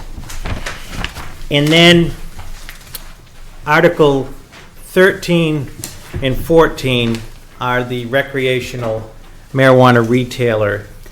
And I mean, this is ultimately a policy decision from the Board of Selectmen. When we had the last meeting, the board had put forth the proposal of town meeting setting it to one license. And so if we move in that direction, Article 13 is the general bylaw, and we're also required to have a special election because it has to pass by article, town meeting, and has to pass by ballot. They also recommend town council Article 14, if we move in that direction, that we have the zoning bylaw reflects that it's one license. And that requires, if we move in that direction, the planning board to have a public hearing, which if the board moves in this direction, they are prepared to have on October 19th. A public hearing on the issue. Now, we have discussed before the options. I mean, option one in no particular order is to do nothing, which we've been recommended on not talking to other towns, that is not advisable to do nothing because it turns into fair game July 1st. Second is that you could put forth a total ban, as we discussed last time, a ban which requires a bylaw article and a special election to ban it. However, as the statute, if you have a registered medical dispensary, which we do, they can still get expedited permitting, can still move in that direction. In other words, the ban may only be symbolic, and I know some people have done that.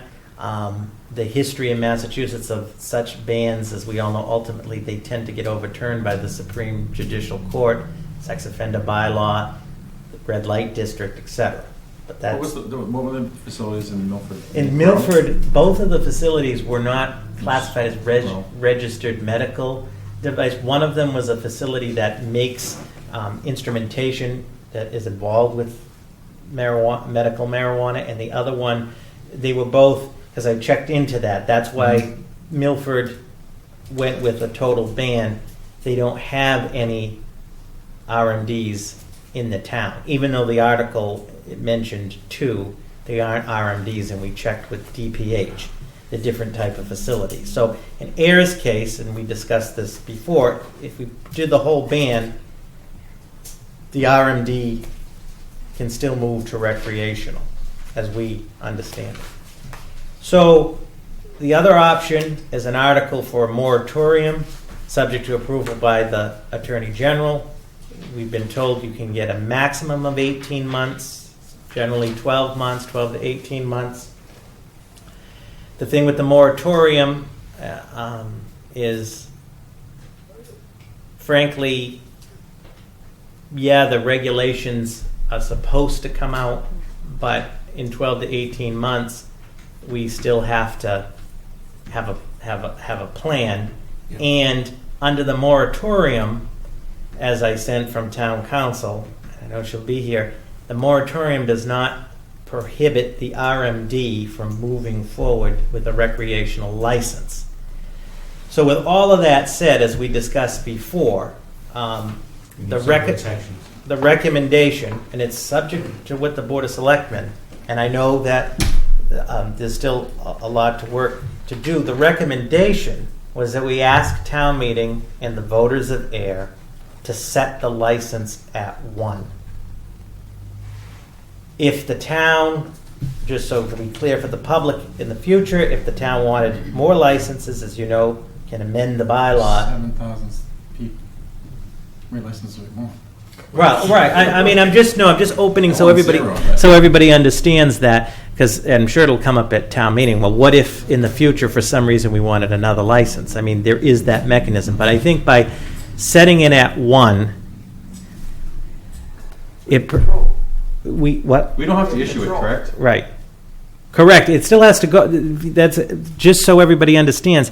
Whoever gets it has to go through the whole state process, the DPH. We don't have to. I mean, what struck me after the last meeting was, well, I got to get going, so I'm ready for July 1st. Like it was a already predetermined thing. Well, I think that was Yeah. because of his special circumstances, because he is already the RMD. So he wants to be prepared for July 1st. Mm-hmm. He can apply, I actually went to Holy Cross this morning for Mm-hmm. another update, since they've updated the law on the medical marijuana, on Yeah. the recreational marijuana. Any registered can they can apply with the state April 1st. So if we don't have anything in place. No, I understand, and that Yeah. makes sense. I'm just saying that we could, let's just say, the subject had a horrible location in town hall. I mean, we have the right to say no until, like, Do we? No, the Cannabis Control Commission is the one that will issue the license. But before they will issue it, they have to have a. but we have our input is host- Oh, we have to have a community host agreement Yeah. in place before All they'll right. issue it, Okay. which is different than the medical. Right. Okay. And so Selectman Hillman, to your point, as far as local control, local control is the host agreement has to be in place. So the Board of Selectmen would have to authorize it and sign it without a host agreement. Okay. So that's one piece. And of course, the Board of Selectmen, and I'm sure this will happen in any town or the city council in any city at the appropriate time, could also directly communicate with the Cannabis Control Commission when they get up and going with objections and so forth. So we just feel, this is just the recommendation, that by setting it at 1, it gives the town a level of control and a level of protection moving forward. And just, there's a typo in the warrant, it's 8, we have 8 beer and wine licenses. Oh, okay. Or 8 package store licenses, there's 3 all alcohol and 5 beer and wine. Which still puts our number at 1, we checked with council. So just, Janice said. so just to clarify. Yeah. I'm sorry, he said go, but you didn't say go. Can I not? Oh, no, I did. I just. Oh, okay, I heard it. So to clarify what Scott said, because I got a little confused for a second there. Yep. Town moves to set 1 license, Mm-hmm.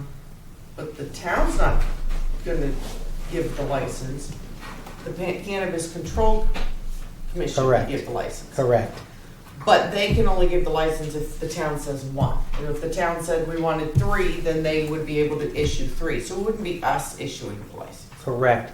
Okay. And a key point, as you know, they cannot issue, nobody can get a license without an approved, signed host agreement. Right. Or extortion agreement, whatever, however you want to look at it. But, So, Well, we don't want it in the middle of, yeah, but Bellberry.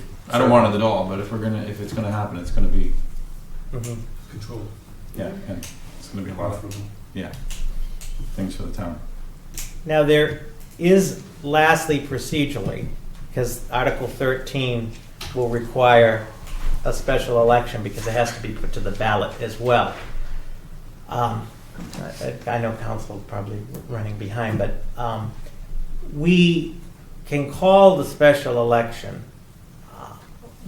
The Board of Selectmen can call the special election we could do that after to see if Article 13 passes, or we could call the election, and if the article doesn't pass, depending on the time frame, then you could call off the election. So what I'm getting at Are we is, in a rush for the, I mean, is there a cost calling it in it like previous? no, I mean, we have to obviously plan accordingly, and the town clerk will provide, there is a cost to it. To the election, I'm saying, The election. calling it early and then canceling it if you send out announcements or mailers or. Well, would it be better to, prior to town meeting, at least have a date that we think would be good to have the election, and then if the article passes, then say, okay, while we have you all here, the special election will be on such and such date, but we'll already have the date set, but not formally, Susan? you know? Come up, please. So, okay, so, Hi. hi, how are you? Susan Copeland. Nice to meet you. It's the Board of Selectmen. So if the article passes, you can, my recommendation is to post an agenda for a Board of Selectmen meeting to convene directly after the town meeting to set an election if the article is to pass. I heard town meeting's gonna go tonight. Okay. So, Who said that? Because they said that in the spring too, and if it wasn't Right. for two individuals, it would have So, been like 7:15. and then in that case, and we can have a tentative date for the election to already get a timeline in place. If not, we would have to wait for the following selectmen's meeting for you to call the election. And we have to keep in mind, and I can send out a timeline, but there's things such as preparing the warrant, preparing the ballot, and getting information posted. I have to have a voter registration night. And we also have to take into consideration absentee ballots. Calling it before the election, before the meeting, and then it doesn't pass at town meeting, so therefore we wouldn't need to have the election. But you've already put up this cost, you've already started a process, and tentatively could have ballots that are already voted. So that seems a bit messier than if we just sort of plan ahead and then just see how it What do we need plays to call out. us? But like, let's say it goes 2 nights or whatever. Can we could call a meeting? We need 2 days advance, right? We could call a special meeting and come down here and vote. We could have it posted for after. We could have it posted. Yeah, and they can be posted after, but I prefer just, to do it that night.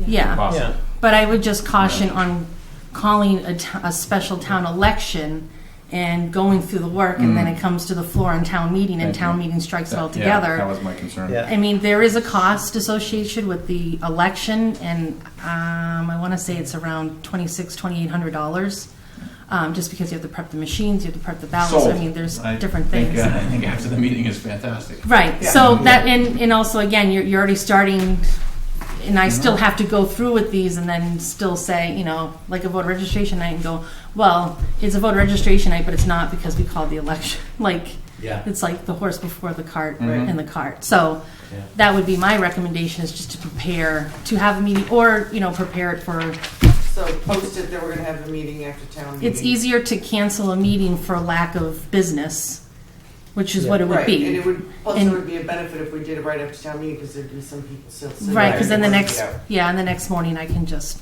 get started, sort of have it queued up, but that's more cost efficient. Okay. Okay. Very cost efficient. Thank you. Stay. So that's Articles 13 and 14. Mhm. I wrote this down, but I missed it. Article 7, Article 7, yeah.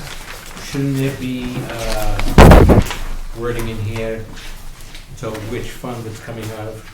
The motion to your, so the article, I can add it to the article, but just so you know, I was going to have it in the motion, as long as it's in the motion. Oh, okay. But for clarity, I think for yeah, clarity- I got you, so we'll put open space, yep, yep. No Because I problem, think by statute you have to yep. designate which fund it's coming from. Yes, you do, hence the motion, but we'll put it in the article. Yep.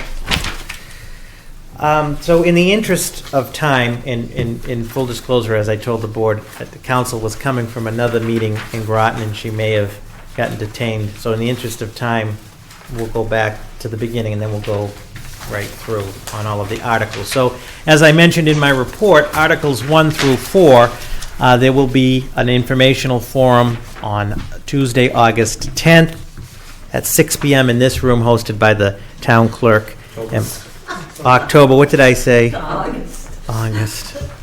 We can always dream of summer, I guess. Anyway, so,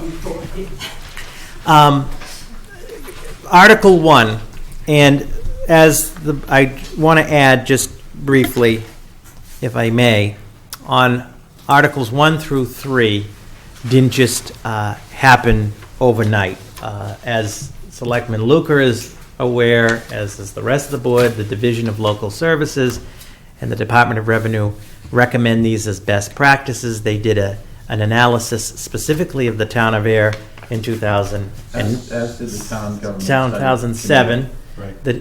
In 2007, recommending this. The town government study of 2010.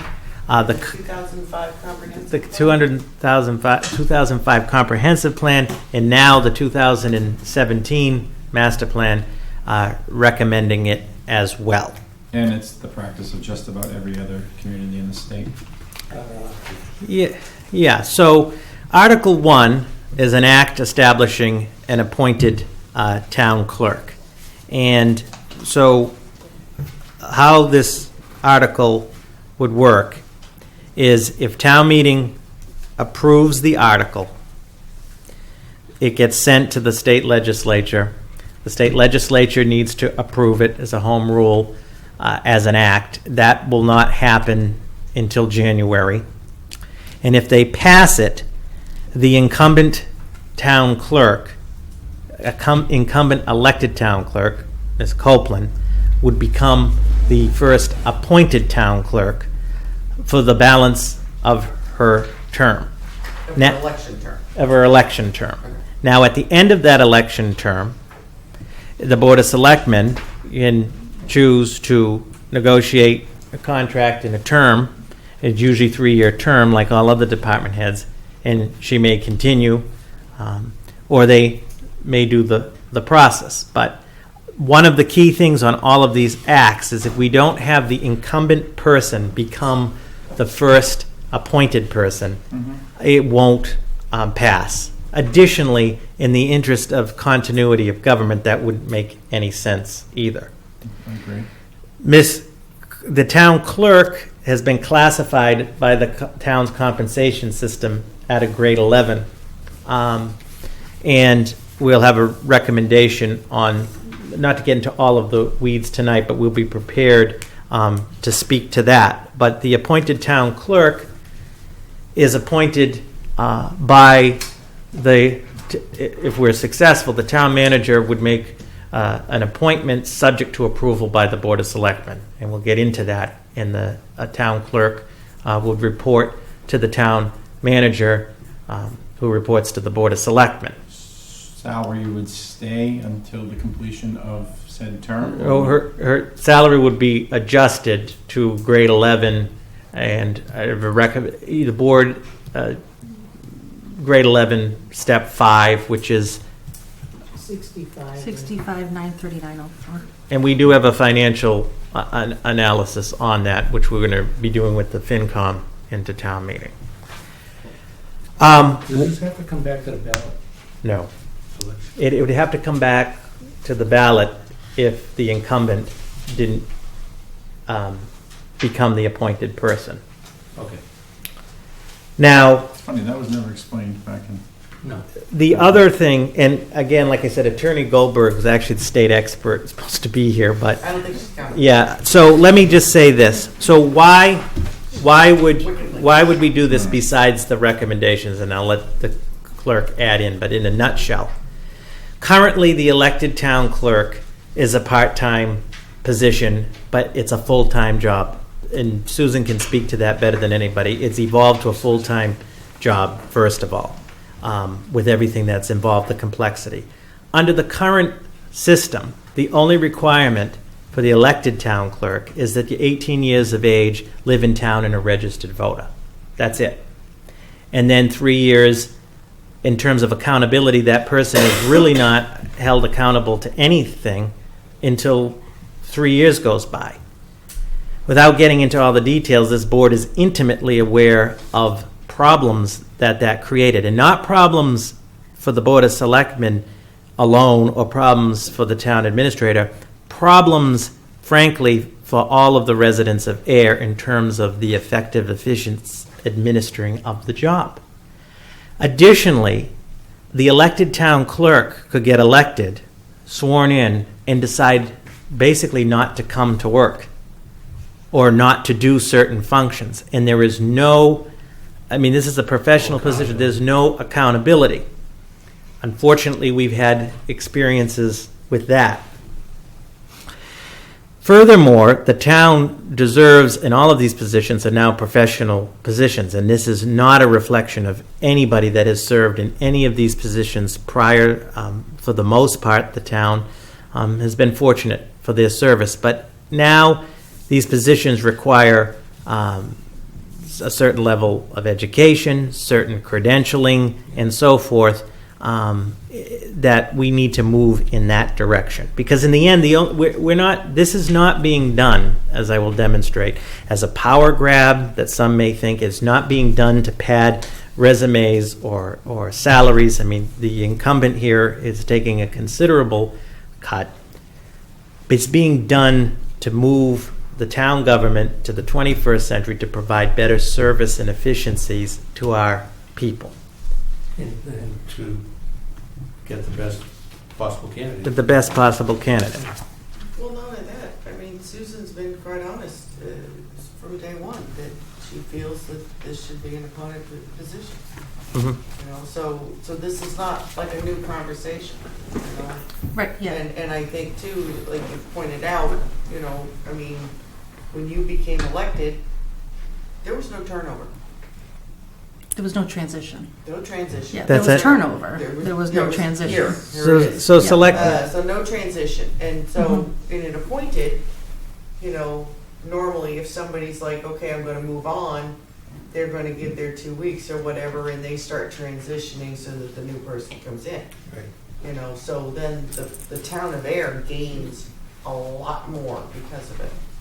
I don't think we need to belabor this tonight because, Yeah, the questions at town meeting, but there's plenty of appointed officials in this room that do a phenomenal job. And not to belabor the point, but Selectman Livingston makes an excellent point on the continuity of government and the transition, because I've experienced it firsthand in all of these instances. That the individual comes to work the day of the election.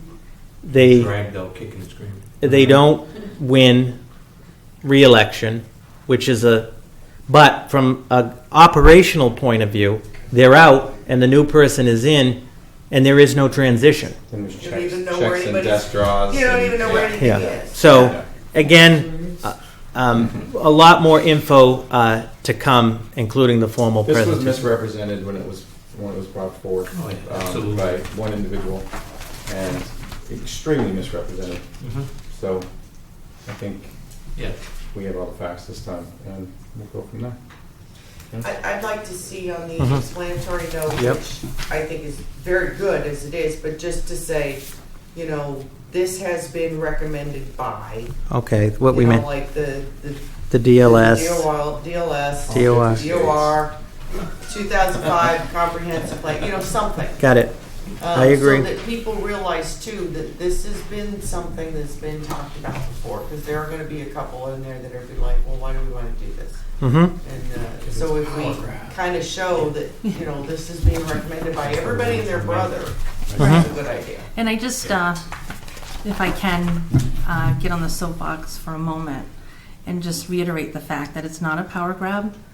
And at the end of the day, but it needs to be reminded that as we vote this at town meeting, that town meeting does have still the ultimate power, if you will, to vote. They still have the right to vote or the ability to drive the government. So the Absolutely. power that I think, the fear that people feel that this power grab, there is no power grab. I have no personal gain financially in this, or in any other way. And I've always, like you said, I've been very open about that. Honestly, Elected or appointed. there's more accountability on you being appointed Right. as it is elected. Yeah, so and I just want to put that reminder out there, that town meeting still has, they're still going to vote the budget, they're still going to vote anything like that. So that point needs to be, and we'll obviously talk about it, and that's why we're having a public meeting next week, is to have the open discussion, because there's still the power in the town meeting,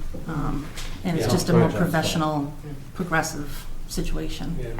In talking to Robert about this too, I says, for this public meeting that they're gonna have, this forum, so people can become more aware and everything, I says, lay out your pros and cons. I mean, one of the cons, which you just said, is that an elected person is not held to a 40-hour week. They can show up 1 hour, and then you never see them again. Mm-hmm. But essentially, when you look at what they're getting paid for a 40-hour week. Not even that. Now, let's just show the example that this one here has set. You have set as an elected official, you want me to do the job, I'm going to come in to do the job because that's what I put my hand up and said I'm going to do. So we got lucky with you, okay? We've had We elected got lucky officials. with you that you might not like the state law, but you're like, hey, I don't agree with it, but I'm going to follow it.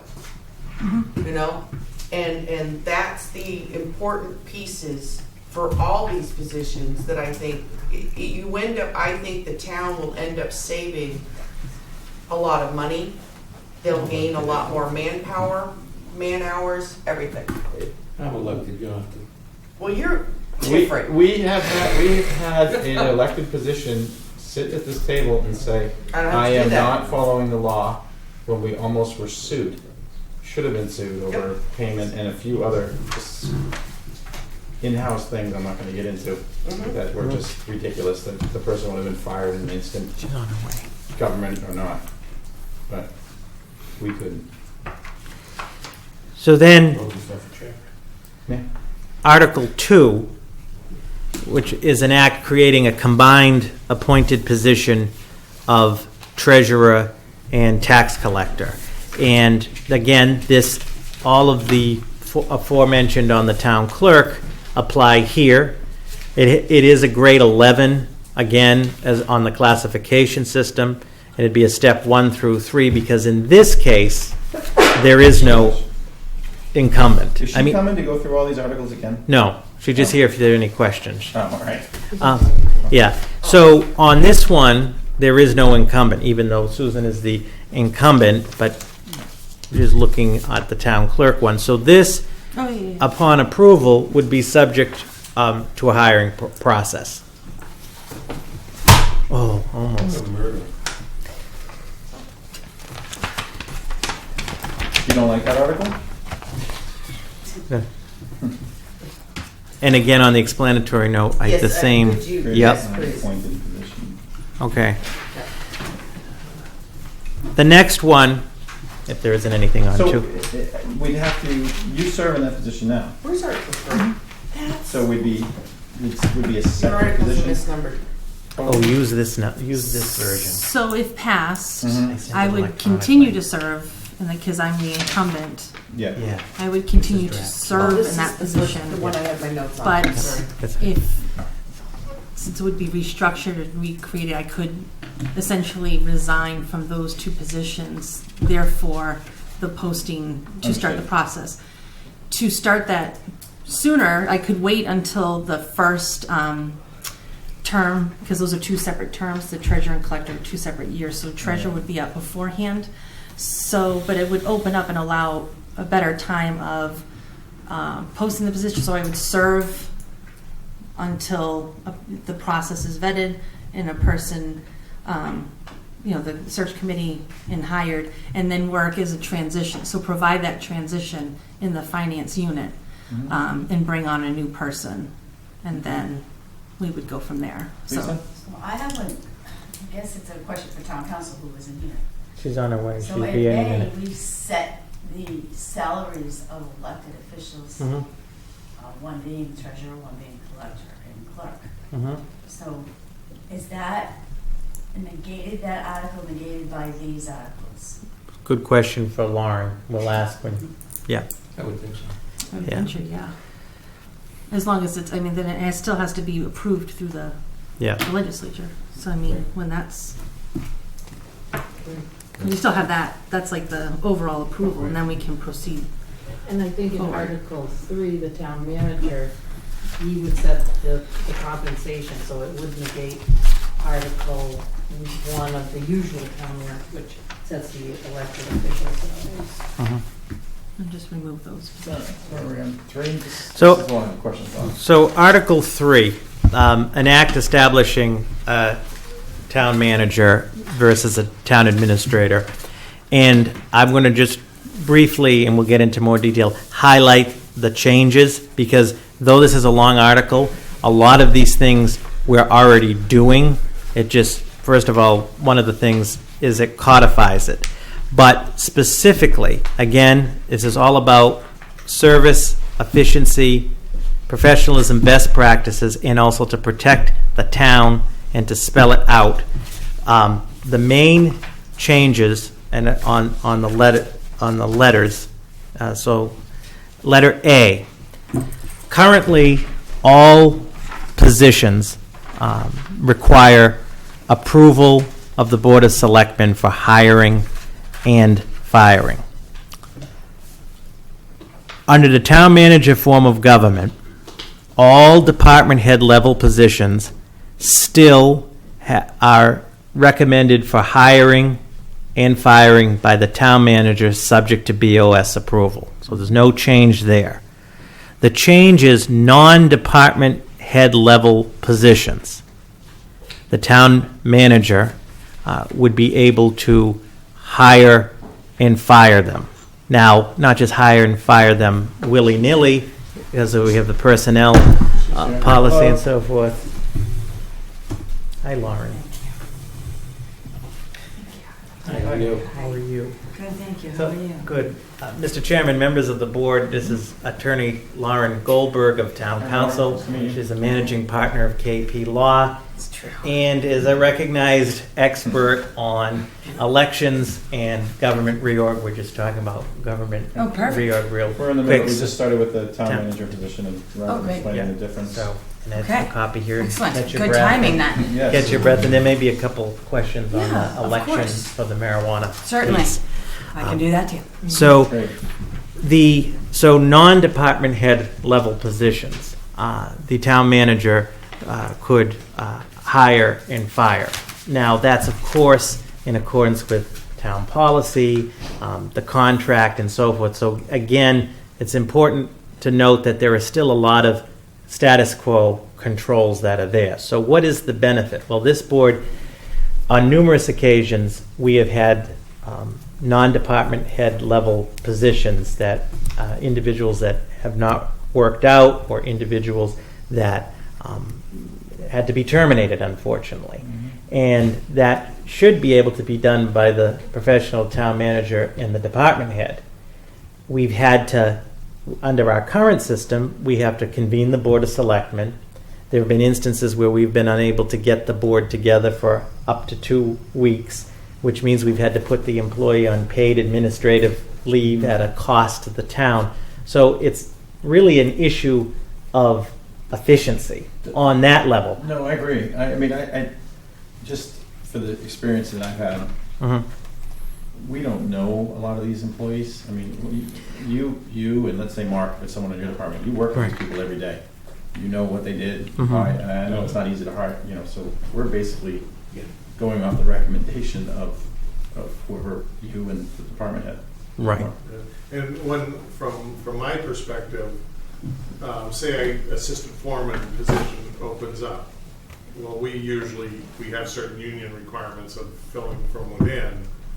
So by the time, say the next senior person applies for that job and gets appointed, and then I now have to fill that position. It can take 3 months before I have all my positions filled, because it's that domino effect.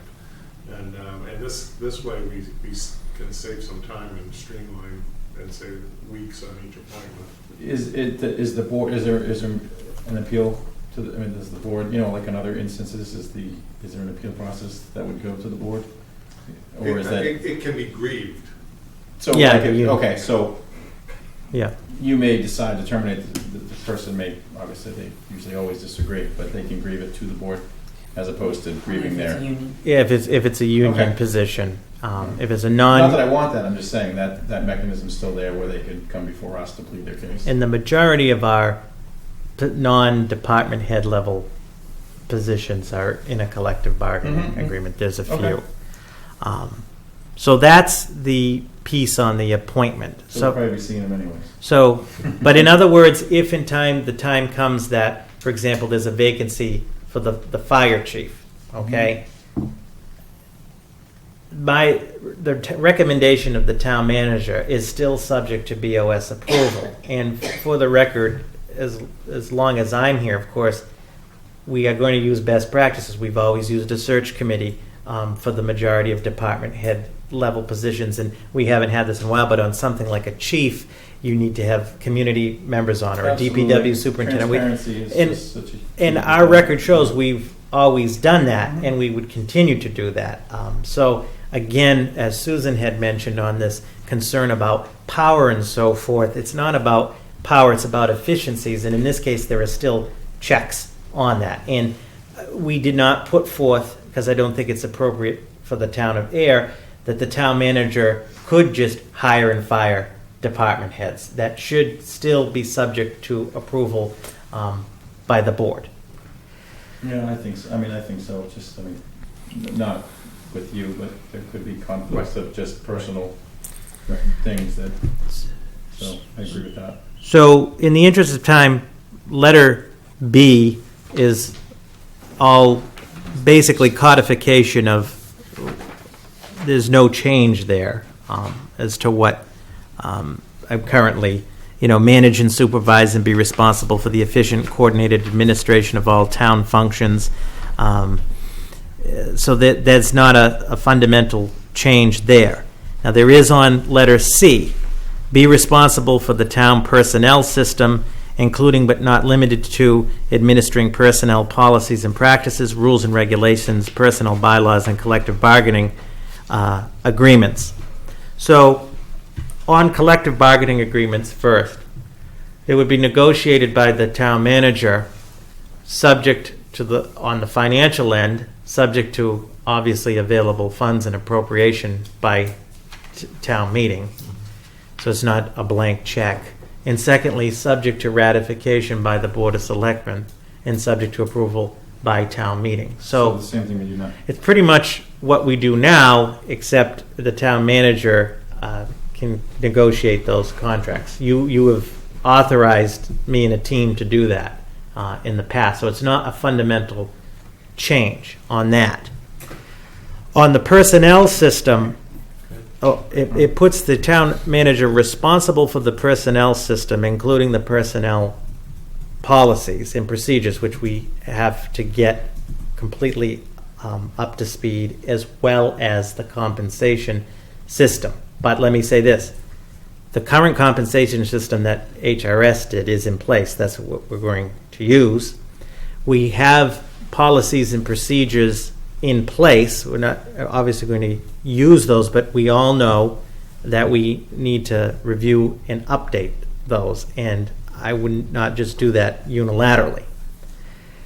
The personnel board piece goes away, and it leaves personnel matters to the town manager and to the department head. Now, let me just say this with respect to that. Why are we doing that? In the almost going on 8 years that I've been the town administrator, there have been a total of, up until the most recent, because that's not, we'll get to that in a minute, up to the most recent, but prior to March of this year, there was a total of 3.5 years worth of time where there was no quorum of a personnel board. A huge problem. From 2010 to 2012, the Personnel Board turned into, frankly, on the issue of reclassification, a kangaroo court with the press in the room. Thirdly, there have been criticisms throughout the years that there have been employee reps on the Personnel Board, especially when we're down to 3 members. And all people who have served, past and present, we always appreciate all the work people do, but it was a volunteer appointed board, and as Selectman Hillman mentioned earlier, they're not intimately involved with the personnel system and all of the issues and so forth. So again, we are looking to professionalize it and centralize it, and that doesn't mean that it's not going to be obviously subject to input from the Board of Selectmen and other entities.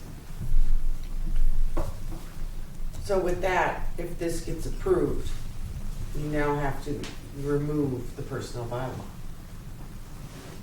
which created the personnel board, which created the employee rep that everyone complained about.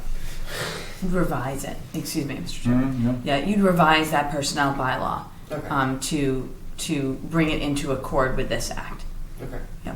And just so that it's clear, this act is kind of at the top of the heap in terms of there could be inconsistent bylaws and inconsistent personnel bylaws, and this act would still govern.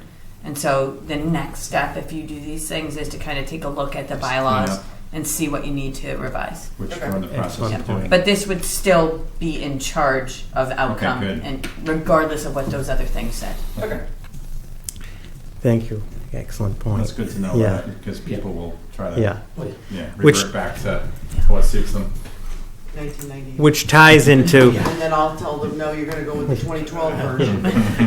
which ties into letter D, which is the fix the compensation of all appointed officers and employees within the limits established by town meeting. So this is an important point. Again, all of our collective bargaining folks, it's set by contract. Fix the compensation. We have the compensation and classification plan in place. That's what we're going to use, obviously, subject to amendment and so forth. But I think the important thing is that the town manager isn't just going to pick a number out of the sky. It's going to be based, as it is, on a codified system.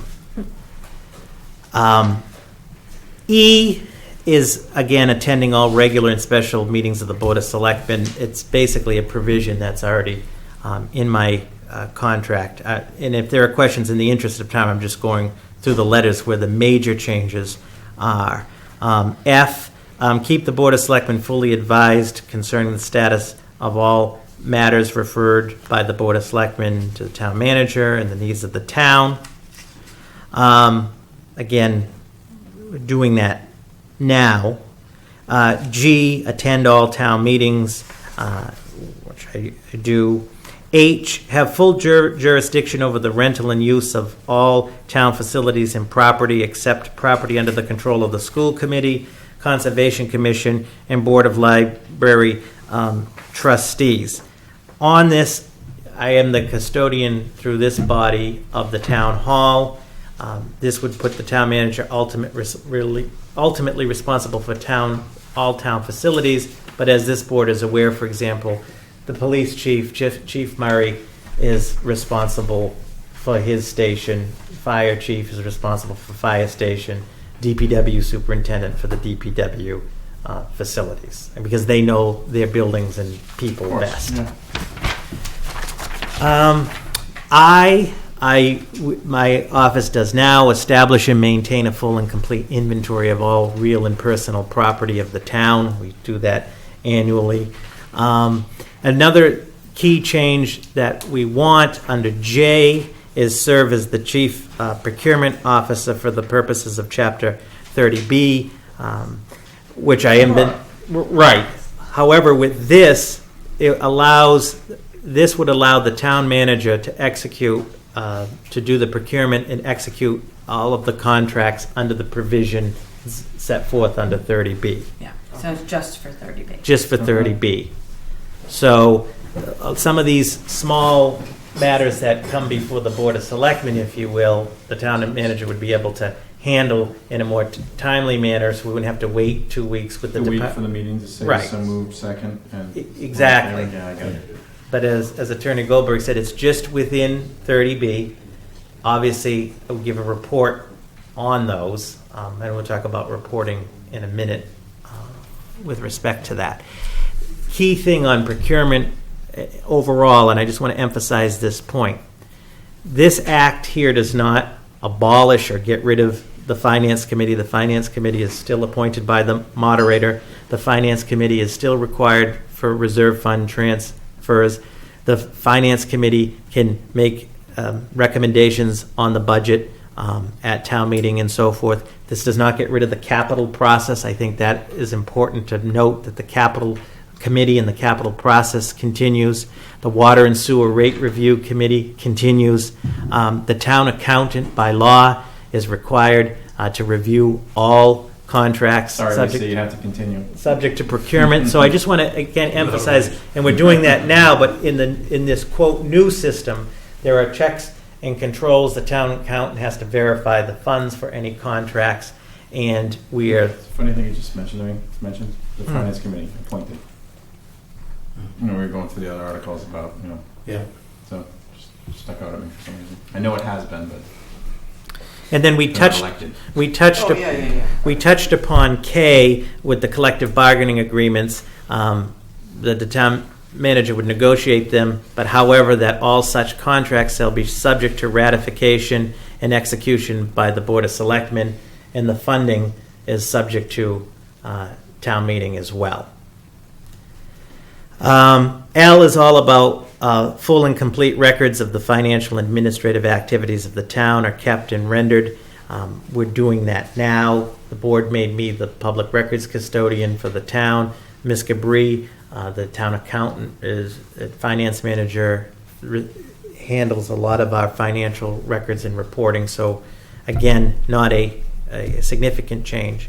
M is a change, but we've sort of moved in that direction with the Modernization Act. Under M, the town manager would be. I vote that we still make Gary do it. And that Robert be the backup to him. So, me, no one would get Section M on this article would authorize the town manager to sign the payroll warrant and the accounts payable warrant. It used to be a majority of the Board of Selectmen. With the Modernization Act, we designated one member. Myself and Ms. Gabri and other department heads do review both of those warrants. Again, I think this is an issue of efficiency moving forward. The warrants are public record. I know you reviewed them when you signed them. And I think Front to back, in front of the we board. would continue, what we've been doing is report for the public at the meetings, Sure. make a public disclosure on that. That's fantastic. Number N, inquire or make investigation at any time into the conduct of office or performance of duties of any officer or employee, We already do. which we already pretty much do. And O, of course, is ensuring that all of the provisions of the general laws and special laws, again, doing that now. P, act as liaison with and represent the Board of Selectmen before state, federal, and regional authorities. The next one is an important one, Q, a change to delegate to any subordinate officer or employee authority to exercise any power or perform any function or duty which is assigned to the office of the town manager other than the signing of warrants for payment, provided, however, that all acts performed under any such delegation shall be deemed to be the acts of the town manager. So, under the current system, as the town administrator, certain things that don't have the authority to delegate functions to a qualified and appropriate employee or department head. Under this system, which I think we've been talking a lot about contingency planning and succession planning, there are certain functions, not the signing of the warrants, that I could delegate in an interim basis to an appropriate employee, whether it's assistant or the town finance director at points. And we've been fortunate, we haven't really had many issues with this. We've had a few little hiccups and so forth, but I just think, again, it's good policy and good administration of government that whoever the town manager is on an interim can delegate certain functions and have them legally upstand. Maybe this is for Lauren. Is this like a boilerplate type for the whole thing for the manager? Mr. Chairman, through you. It is not a boilerplate, but it is reflective of the types of things that have been approved by the general court in the past. So what I do is, I have the opportunity to see a lot of different charters and a lot of different special acts. And so, looking at all of those, and Robert and I discussed what types of things would make sense. And so there's pieces from Charter A, Charter B, Town Manager Act A, B, all kind of pulled together to be reflective of the authority of the town manager, now of a town manager in Ayer. And I think that that's important because different towns have, there's a million policy decisions in here, as you're talking about it, who should sign the warrants, who should sign the contracts, who should negotiate things, who should have responsibility for the custody of buildings, etc. All of those are policy decisions. So in that way, this is unique because it's policy decisions reflective of really what's happening right now in the town, along with, and I think as Robert's been pointing out, things that are a little bit different. In addition, and something that I don't think most towns have dealt with, is this kind of these limitations on the ability of a temporary person to act. And that's because sometimes it'll say, like, temporary officials shall only act to the extent needed, and we do have language like that in here. However, we also have specific things. So the signing of warrants for payment, that's a very important role that shouldn't go to an acting or temporary town manager. That stays with the selectmen in the absence of the manager. And there's a few other things like that in here. The negotiation of contracts, the signing of contracts, and a temporary town manager will not have the ability to sign contracts. That will still require the approval of the board. So we tried to anticipate those places where there was really a good policy reason to limit the authority of the manager. I know that Robert will do what he's supposed to do, but I'm looking at the future. Yeah. And in that paragraph, do we need to put something like a qualified individual, using the word qualified? Oh, I see, in Q. Yeah. Or not, or is it not important?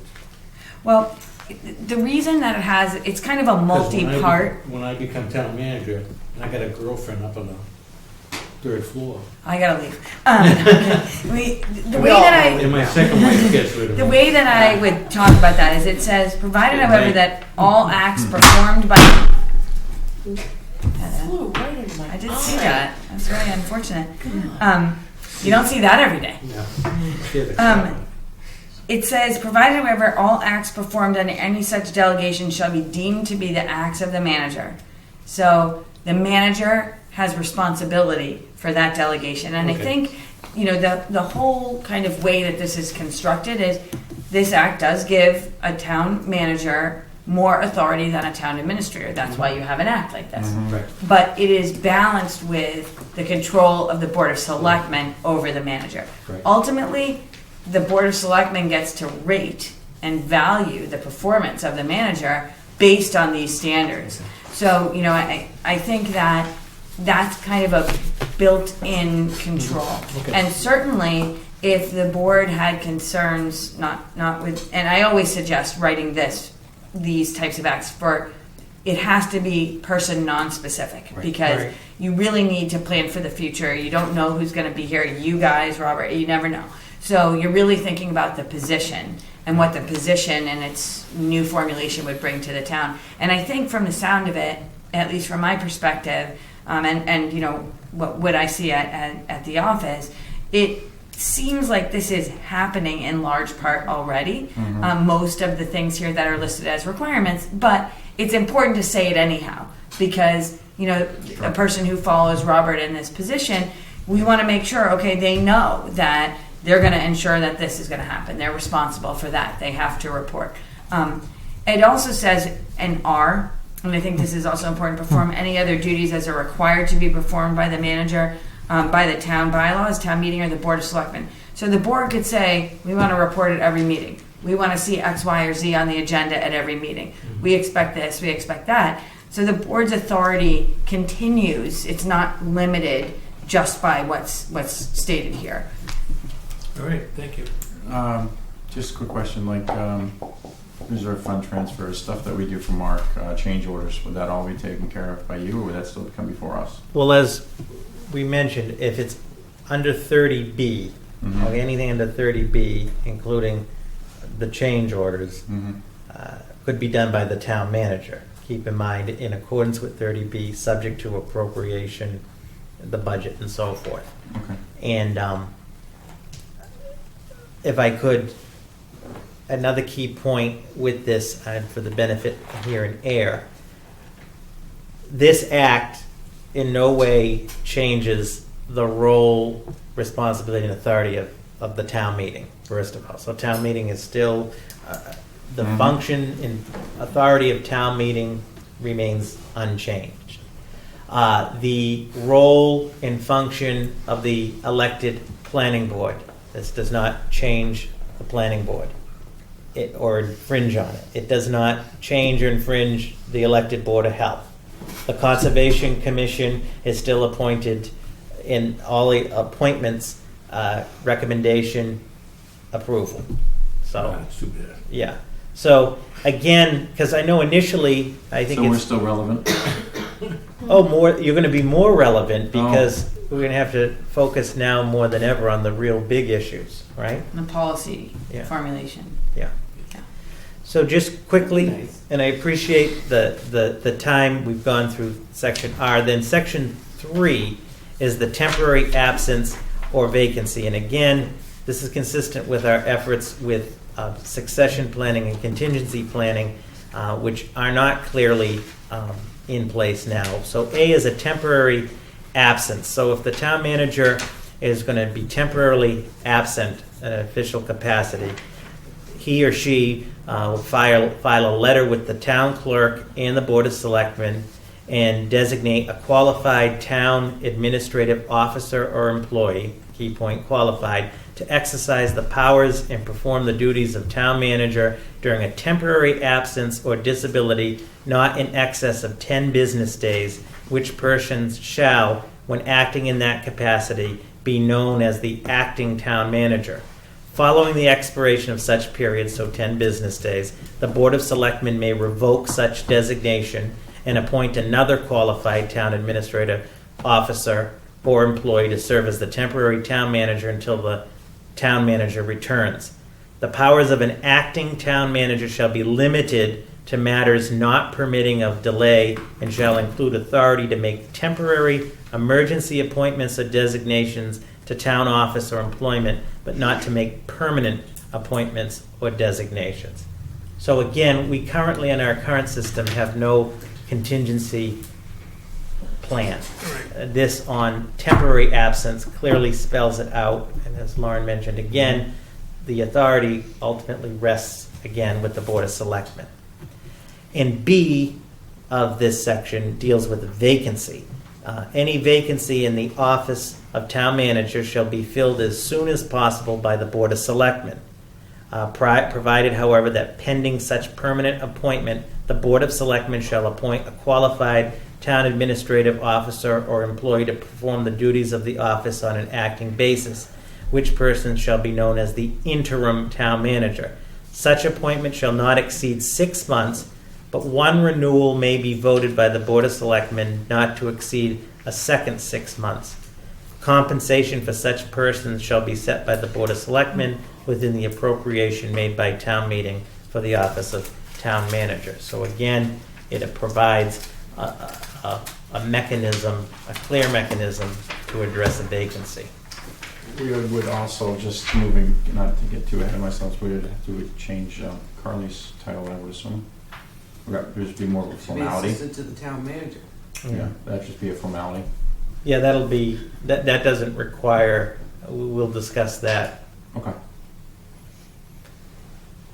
It's not required in this, but yes. Okay, Yeah. that's fine.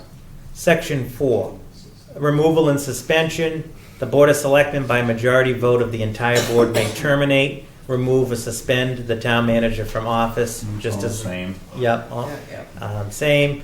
Transitional provisions, as I mentioned. So the office of town administrator shall be abolished upon the effective date of this act, and the office of the town manager shall in all respects be its lawful successor. The appointed town administrator holding office as of the effective date shall become the first heir town manager and shall serve for a period of time equivalent to the remainder of his appointed term as town administrator or sooner, vacating of office.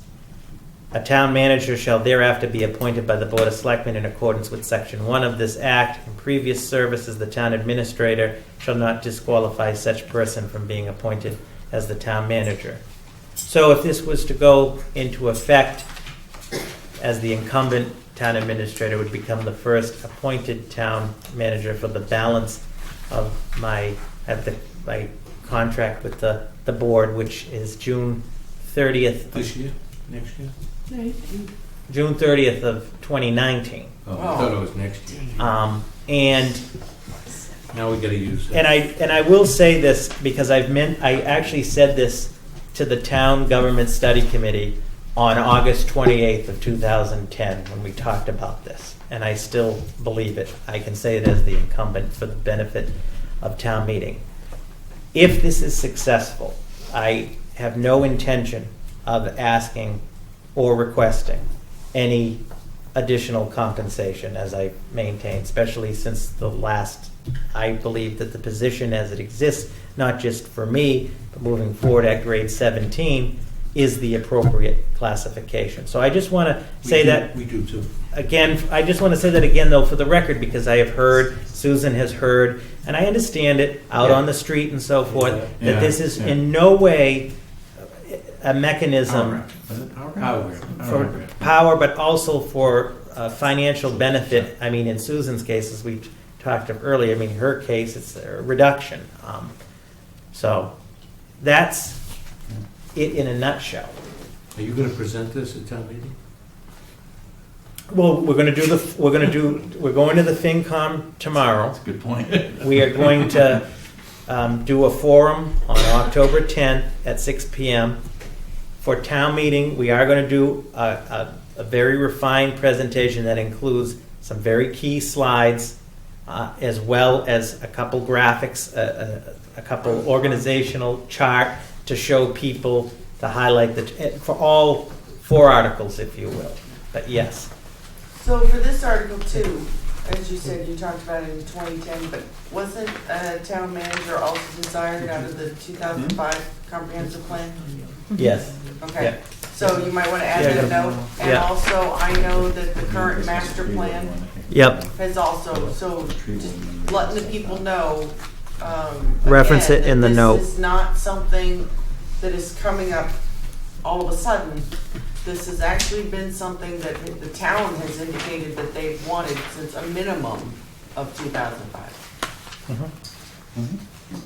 Mr. Chairman, I would just also point out that, especially when you're thinking about this without thinking about the people and the positions, I will tell you that in my experience, town manager candidates, town administrator candidates are looking for provisions like this to be in place. The general laws are written without kind of an understanding of the role of a town manager. They were written a long time ago. They deal with boards of selectmen. You see that throughout. And I think that,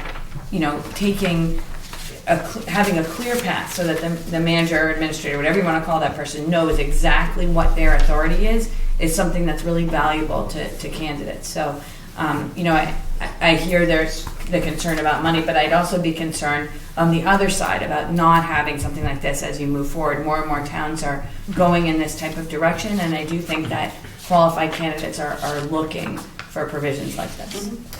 Janice has mentioned a number of times, it's the position, not the person in the position. Right. Which is correct. Yeah, no, it's a good point. And most of the surrounding communities are either there or going there. I mean, Groton is town manager, Westford's town manager. jumps for, I mean, go right down the line. I think Lou is still administrator, but. And as Attorney Goldberg mentioned, we specifically put great time and effort into tailoring this to be air specific. So, for example, in Groton, for example, the town manager can hire and fire the chiefs and the department heads. That's not appropriate for air specific. Back to my point, agree. the department level positions should be hired and fired by the town manager, subject to the BOS Correct. approval or disapproval. And as I mentioned earlier, whenever we do a department head, with a search process in our major positions, all of our positions are major, but like chiefs and DPW superintendent, as we've always done in the past, we've had citizens on those search committees as well. Yeah, it's a plus, and plus for Who's him. responsible? Well, and then we still get all the blame, but he you know, if anything, but I think it makes sense. And there's one other provision in here we didn't spend a lot of time talking about, and that has to do with the terms of removal. The terms of removal has the quantum of vote that's required, but the Board of Selectmen gets to negotiate the other terms of and conditions of employment. And so unlike in a lot of other charters and special acts, it's like, give this notice, and 17 days later do this, and 13 days after that you do that. And so what happens with that is that it really can turn into a discussion about, did the town give the right notice? Did the town give that on the right day? And so rather than deal with that, really this provision leaves in the hands of the Board of Selectmen the ability to negotiate the structure of discipline, suspension, removal that it believes is most appropriate. So it's intended to leave the board that ability to negotiate. Which union contracts don't. No, they do not. I mean, did you want to go back? I think the only one we did discuss was the. And I appreciate everybody's time, and I know it's late. So the last one we haven't talked about, and then through you, Mr. Chairman, on Article 1 and 2, which was the town clerk, treasurer, and tax collector, which we did discuss, but if, Attorney Goldberg may have a couple points, or if the board has any questions for her. Article 4, at the request of the board, was an act establishing an appointed tree warden, and if approved, goes to the state legislature. And the key point is that as of the effective date, Section 2, as of the effective date of this act, the elected office of tree warden shall be abolished and the term of the elected incumbent terminated, provided, however, that the incumbent holding the office of tree warden as of the effective day of this act shall become the first appointed tree warden and shall serve in such capacity for a period of time equivalent to the remainder of the incumbent's elected term or sooner. But she was just reelected, right? Wasn't it? Yeah. Yes. 2020. Yeah. Okay. So same provisions as everybody else. However, it does not give everybody the same guidelines. We're operating under the new guidelines. Not guidelines, but who is answered to. Right. They have the tree warden's either going to answer to us, the DPW, whatever we put that position as, same as Susan's going to answer to you. It's not. Because it won't be an elected. Yeah, I'm not elected. Yeah, and not the. Right. I just want to make sure we're not writing out I was elected till the end of the contracts. No, it would be Immediate. appointed. Okay. And we did address, there's two different ways to write this. This is the way that it was written, is that the elected position is terminated as of the effective date of the act and abolished. The person has the right to serve a period of time equivalent to their And I think that's the correct way to do it. I just wanted to make sure I wasn't still operating under the old, I was elected under that. Okay. And so then just lastly, through you, Mr. Chairman, Lauren, we covered Articles 1 and 2. Yeah. Did you want to offer anything, or Susan, through the chair, did you have any other points you wanted to make for the purposes of tonight on 1 and 2? I know we're going to get into much more detail. Yeah, I don't. Good night, Mark. I didn't have much more to go over. Just I think if we have tomorrow night and then we have next week, it's kind of like I don't want to start beating the horse. Yeah. Okay. I can just add, these are very common changes that are being made throughout the state, and the Municipal Modernization Act specifically encouraged the creation of appointed treasurer collector. It came out, it was actually not an act, but it was right around the same time. So there's not special legislation, there's statute that allows for this. And, you know, I think more and more towns, if you look, are moving to that kind of. If they don't already have them. I mean, If they most, don't- oh, yeah, most a lot towns of towns already, do. yeah. Absolutely. And it's also helped the guidance, because currently we have the town clerk and tax collector that are both elected, but in a part-time and assumed combined full-time Yes. position. So it's helping to restructure it and modernize us to move forward. So that's why it's the ultimate goal with all three positions. Yeah, makes sense. The other thing is, again, it's not the person in the office, it's really the position. And I think if you look at DOR's guidance, they do a lot of those financial evaluations. Yeah. Yeah. I forget what they call it, but they do a lot of those, and Good point. in almost every single one, they suggest go from elected to appointed with the town clerk and with the treasurer collector position. So it makes a lot of sense. It's hard to think that way sometimes, considering the past on what we had Yeah. before, and to think of it as the position and not the person. But I won't say anything else. What, that we, oh, yeah, don't get me going, yeah. It's good cutoff, thank you. Lisa? Through the chair, yeah, just my same question as before. In May, the town meeting set the salaries set, of the yeah. elected officials, and Susan's salary as treasurer, collector, and clerk were all set at that point. Do these now negate that vote? Do these articles now negate that vote? Well, And I'm happy to do we need answer. to adjust budgets? Yeah. Mr. Chairman, I mean, I think unless and until those positions are placed on the compensation and classification plan, the salary plan, those positions would continue, those appropriations would be available for that purpose. And it says that those positions would be, if they're town manager appointments, that they would be set by the town manager within the appropriation made by town meeting. So, you know, there may be a year or a portion of a year where there's some fine tuning that needs to be made, but after that, the position would show up in the classification and compensation plan, and you move forward there.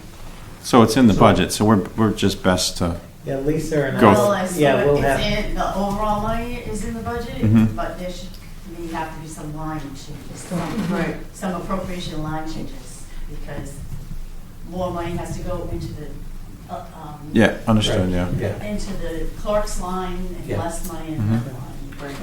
We could certainly include some language if there's concern over how to do this, that provides I think it's some more just a house, I mean, flexibility it's, in Lisa, for the housekeeping part of It it. could just be a special town Yeah. meeting for the annual town meeting discipline that problem. Okay.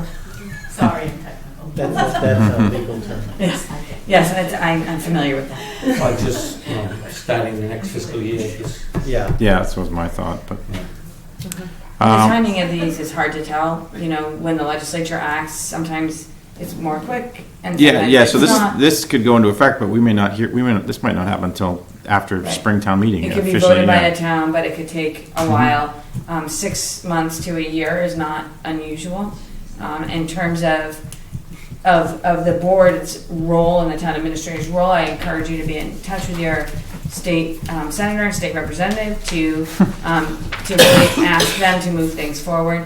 It often really helps if there's contact from more than one person, and then to really stay on top of that. Whoever is the aide in whichever office, whether it's the state representative or the state senator's office that takes the lead, the aide is usually the person neither. who you kind of interface with, and being on top of that, because it's a political process. Just thinking that, we just had, what went to the State House recently that moved through pretty quick? The home rule, there was something that we sent. I think that was BS before Susan. Oh. But there was something we voted on that had to go to State House to get approved, and it moved pretty fast. Yeah. I'm drawing a blank at this Was out, it but a yeah. bylaw change or something? I think The nuisance bylaw? tend to move faster than general legislation. Well, that's Might have been the That's nuisance. awesome. Yeah, yeah. But it was, I'm sure you were here, but Or maybe you took over after it was there and it was expedited when you arrived. I think that's It might could have have been, been part yeah. of some of the cleanups that I did Yes. do, so. I would say the only thing, unless you have anything else to add, would be just any questions on the marijuana bylaw. Yep. So 13 and 14. Sure. You know, I'm certainly happy to talk a little bit about this. What we've basically been recommending based upon the second amended version of this law, that towns... Today's version, you should, today's version. yeah. I don't recall whether the town voted yes or no on question 4. They did Yes. vote yes by 57%. Yes on question 4. So in order to limit the number of marijuana retailers, Town meeting. you need both a town meeting vote and a ballot question. And the town meeting votes, we've been recommending that you do both a zoning bylaw and a general bylaw. And you say, why? That seems very silly. I know that's what you have both here. Why would we need to do that? It's not entirely clear under the law that it's supposed to be a zoning bylaw, but the Attorney General's office has interpreted it like that. However, if it's not supposed to be a zoning bylaw, we'd like to make sure that you have the belt and suspenders approach so that you have it in the general bylaws as well. And so our thinking is do both, put them both before the voters if you need to at the election, and then you will have everything in place. And we are encouraging you to do whatever you can to get things on the books by April 1. That is the date on which applications can be filed. And if things are on the books by then and there was an application for, I see you're looking to limit it to no more than one, so that if someone came in when you already have one and they made an application, you would send notice to the Attorney General's office and the Cannabis Control Commission to say, we have zoning in place, we have general bylaw in place that prohibit more than one. And so they wouldn't be able to issue a license. So that's really the short and the long of it. I think this law has been very difficult for municipalities. It's not clear, even in the rewrite, and I know everyone had great intentions, but it's still difficult. And so, it's so unusual to go with the same bylaw to general and zoning, and I think people have, throughout the state have been saying, well, why? And really it's belt and suspenders. It's to make sure that if there were a challenge, that the town is able to say, we have done absolutely everything to make clear this is the number we're comfortable with. So, you're essentially following the recommended route, and we do not anticipate that the Attorney General will have any problem approving these. We developed this based on the law's requirements, and what the Attorney General, the feedback we've gotten from the Attorney General has been that these are perfectly acceptable. So. And we don't have to award that one until we deem. But I thought that was the Cannabis Control Committee. They're the ones that issue the license. But we would have to, we have one, but we don't have to. It has to be the host agreement. The host agreement is what our clawback is, right? That's right. Okay. And that has to be. You'll have the ability to negotiate a host community agreement. And the Cannabis Control Committee stays out of our business in that respect, or at least today? Today. Okay. Yeah, they're supposed to. The Cannabis Control Commission, we're waiting for the regulations. It's still very much up in the air. They're doing a listening tour of sorts. I read in the State House News today. And once they get more information, and then they'll start to develop regulations. And those regulations may well cover the types of matters that can be included in host community agreements. It won't surprise me if there is information about that. I think we're going to see somewhat standard host community agreements that are going to be tweaked based upon the particular communities and particular communities' existing rules, let's say, about hours of operations and things like that. And so, taking a look at what you have in place right now generally, do you allow, businesses to operate after a certain time? Who do those apply to? Those are the types of things as you prepare for this. And there could be other zoning that you think is important, or other general bylaws that you would like to consider over the next several months. And that, doesn't need to be done this minute, but it's something you can think about. Sure. So. Okay. Yeah, I think so. I mean, You can go home now. I'm glad to be here. I haven't been here in a long time. I know. Yeah, You know, no. I was thinking, I think I was last here on a CPC matter years ago. Yeah. So I'm glad to have been invited, and Well, we're happy to Yeah, have you. opportunity to be And you were in Groton, so you didn't have to, it was perfect. yeah. I know, Robert had invited me for tonight. I said, well, I can't come at that time because I'm committed, but I'm going to be right in the neighborhood. So it worked out really well. Yeah, I Perfect. get to see it MMA, that's just. That's about right. it. Once a year, I'm always there. I hope to see all of you there. It'd be Yeah. great. Pleasure to meet you. You as well. Thank you for coming. Thank you. Thank you. Okay. So, I'll tell Mark I did my job. Tell the guys, Yes. I will. Dave, we haven't seen Dave. Yeah, we just saw Mark Monday, or Yes. last I Monday, heard. yeah. Okay. Thank you very much. All right. Okay. Nice to All meet right. you. Thank you. Goodbye. Drive Thank you so carefully. much. Take care. so then we're ready to make a motion to approve the warrant? Because we're going to approve it tonight?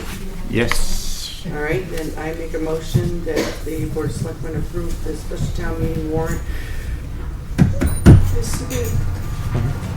As submitted and is amended, draft 2. I think just as amended. clerical. Yeah, and the Yeah. explanatory notes. Explanatory notes. Second. All in favor? Aye. Aye. Do we need to support these or not support them? Because we usually do, it's assumed that we Well, approve it. actually, the last time, the warrant basically gave the vote of the night we approved the warrant. Right, but. Normally, it should be individual, but it's been. Isn't it that's usually the way like it's been. sponsored by? Yes. Yeah, I mean, I would say that, I know that the first ones are all sponsored by the,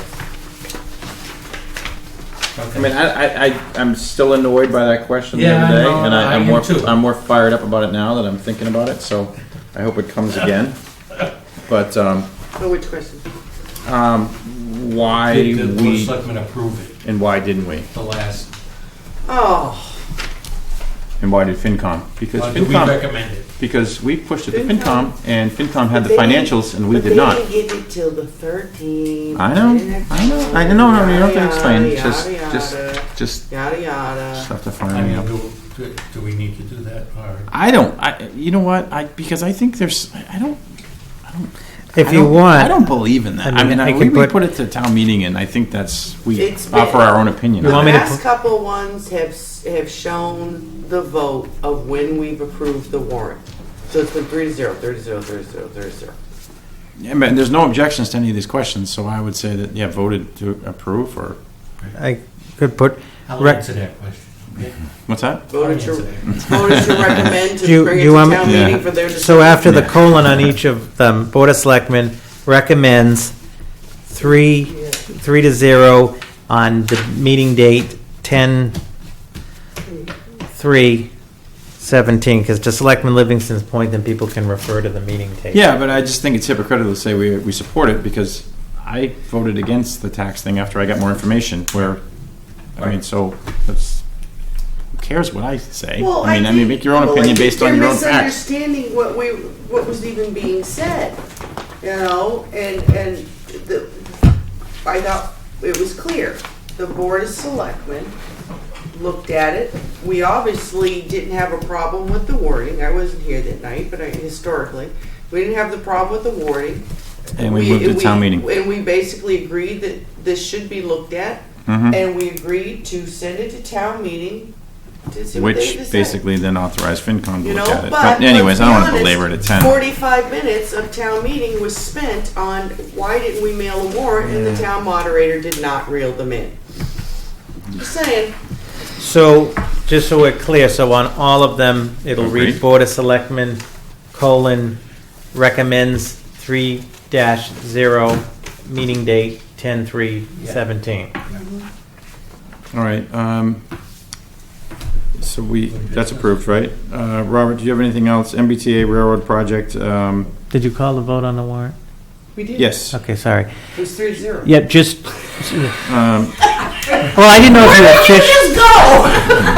1968.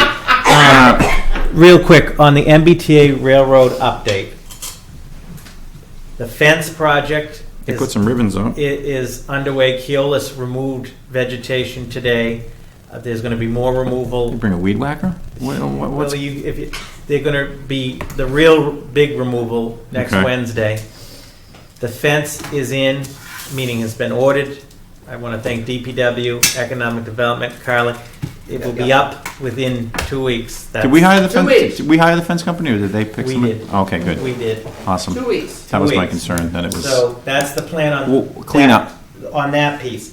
All of the debris behind the bus waiting station, we found out today, is, according to Keolis, Pan Am's. We took detailed photos. I talked to Cindy Scarano today. And she told me previously, because she can get this done. So I Mhm. gave her our time frame. I know she received all of the details to remove that. So In Willow Road, because you sent me that about the culvert up on my place. That is all Keolis, even though it's their property. yeah, so that's that. That's Pan Am's. On Willow Road, it's been determined that all of Willow Road is Keolis MBTA. I am still waiting. A couple days ago, I was told for an update on what they're going to do with that. And I have stressed that this whole thing remains not only a priority of the Board of Selectmen, but as the board's aware, there've been some formal public complaints made to the MBTA. So we need to get Is that. Pan Am talking about like ties and stuff like that, or left at crossings and stuff like that? I know Yes. that's what it seemed like in her email. Yeah, but Okay. over here, there's a whole bunch of. Yeah, I understand. Now, additionally, there are some piles of asphalt as you go further down. They're awful. Those are Keolis's. They're going to be removed.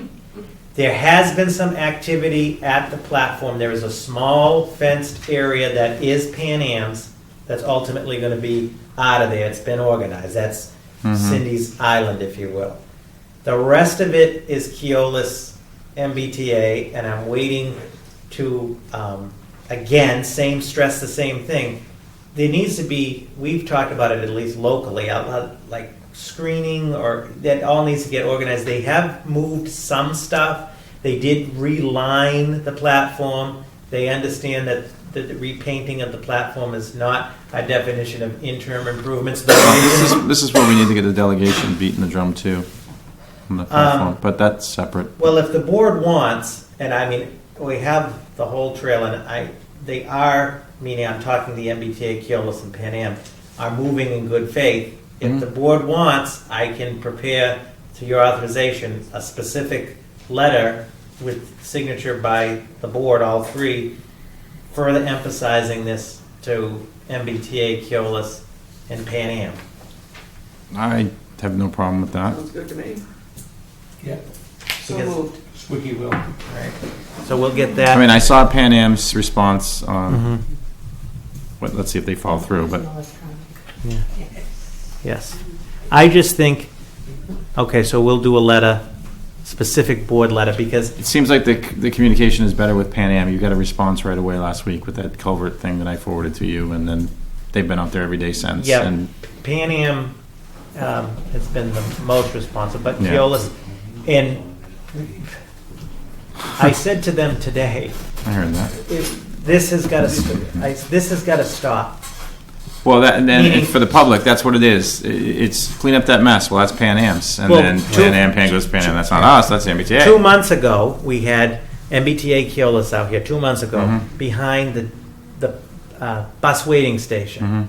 Mhm. Yep, no problem. And we specifically showed them all all that junk, the ties. Yep, no problem.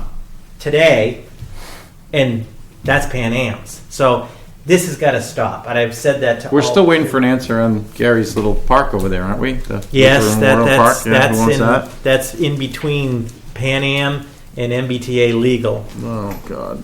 All right. So anyway, there is forward movement, not at the level of speed that any of us want, but it is moving. It's never the case And for let me, me, but we'll prepare that, I'll prepare that letter, yeah, please do. CC'd. I think that works. Yeah. I mean, it's just more Okay. official.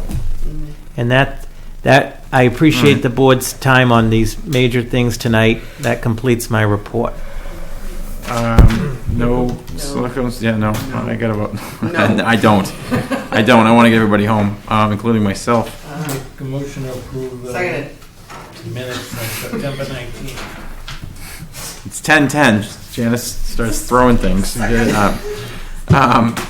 in favor? Aye. All All right, what are we gonna, we have to, you're gonna make a motion? Executive session. So, Gary? Make a motion Okay. to move into executive session pursuant to Mass General Law, Chapter 30A, Section 21A, Exemption 1, charges of complaints against municipal employee, acceptance of resignation letter. To do so in open session would be detrimental to the town, and to adjourn from conclusion, to, Not re-enter into. right, to adjourn at the conclusion of the executive session. second. All in favor to go into executive session? Gary? Aye.